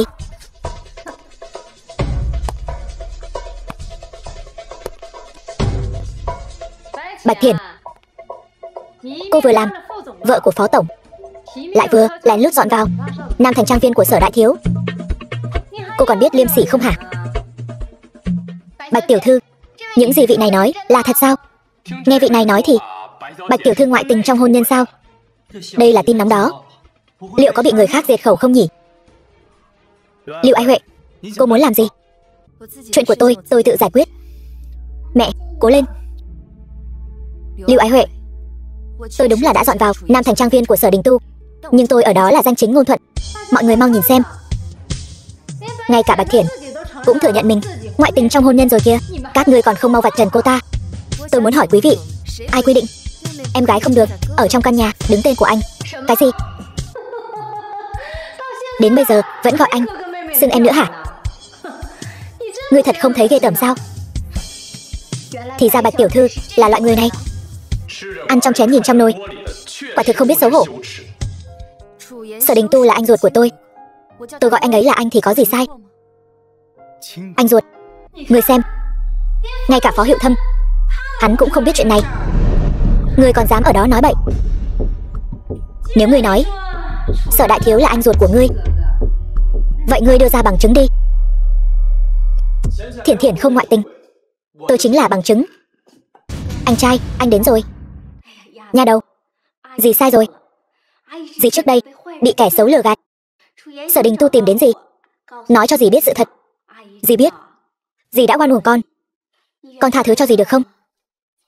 Lão phu nhân, nếu người là vì tôi đã thừa kế tập đoàn Mục Thị, xin lỗi, tôi không thể tha thứ cho người, bởi vì tôi không thể để tâm huyết của mẹ tôi rơi vào tay Phó Thị các người. Bạch Thiển, ta làm sao có thể đánh chú ý vào tập đoàn Mục Thị? Ta là loại người như vậy sao? Ta yêu nàng, ta rất yêu nàng. Không phải vì nàng sinh con cho ta, cũng không phải vì nàng có tập đoàn Mục Thị. Nghe rõ chưa? Ta và Bạch Thiển là anh em ruột. Chỉ là khi còn nhỏ ta bị thất lạc, bây giờ mới được nhận lại không lâu. Mời quý vị nhất định phải đưa tin trung thực. Anh vợ, anh giấu tôi giấu kỹ quá. Đây là Thiển Thiển không cho tôi nói với cậu, cậu trách vợ của cậu đi. Chuyện này không thể nào. Phó Hiệu Thâm, Bạch Thiển và mấy đứa nhỏ đều là người thân quan trọng nhất của tôi. Nếu cậu sau này dám đối xử không tốt với họ, đừng trách tôi không khách khí, dù cậu là anh em của tôi. Được, tôi dùng tính mạng của mình đảm bảo. Sau này sẽ cho họ hạnh phúc. Cả đời này tôi chỉ yêu mình nàng ấy. Nếu thay lòng đổi dạ, tôi sẽ không được toàn thây. Nặng lời rồi. Bạch Thiển, đồ tiện nhân, tại sao ta lại mất tất cả? Ta không còn tiền, không còn con gái. Còn ngươi còn có người đàn ông yêu ngươi, người anh thương ngươi, người ông yêu thương ngươi. Tốt, ta phải lấy mạng ngươi.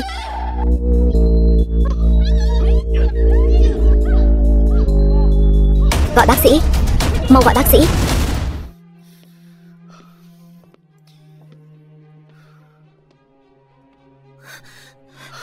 Dì sao rồi? Mẹ tôi sao rồi? Vết thương của bệnh nhân rất nghiêm trọng. Chúng tôi đã cố gắng hết sức. Mọi người đừng vội, nghe tôi nói hết đã. Vết thương của bệnh nhân rất nghiêm trọng. Hơn nữa trước đó bà ấy có khối u, cần phải phẫu thuật. Cho nên chúng tôi đã dốc hết sức giúp bệnh nhân phẫu thuật. Yên tâm, ca phẫu thuật rất thành công. Lão phu nhân đã thoát khỏi nguy hiểm rồi. Thật sao? Thật, lão phu nhân đã không còn gì đáng ngại nữa rồi. Cảm ơn bác sĩ.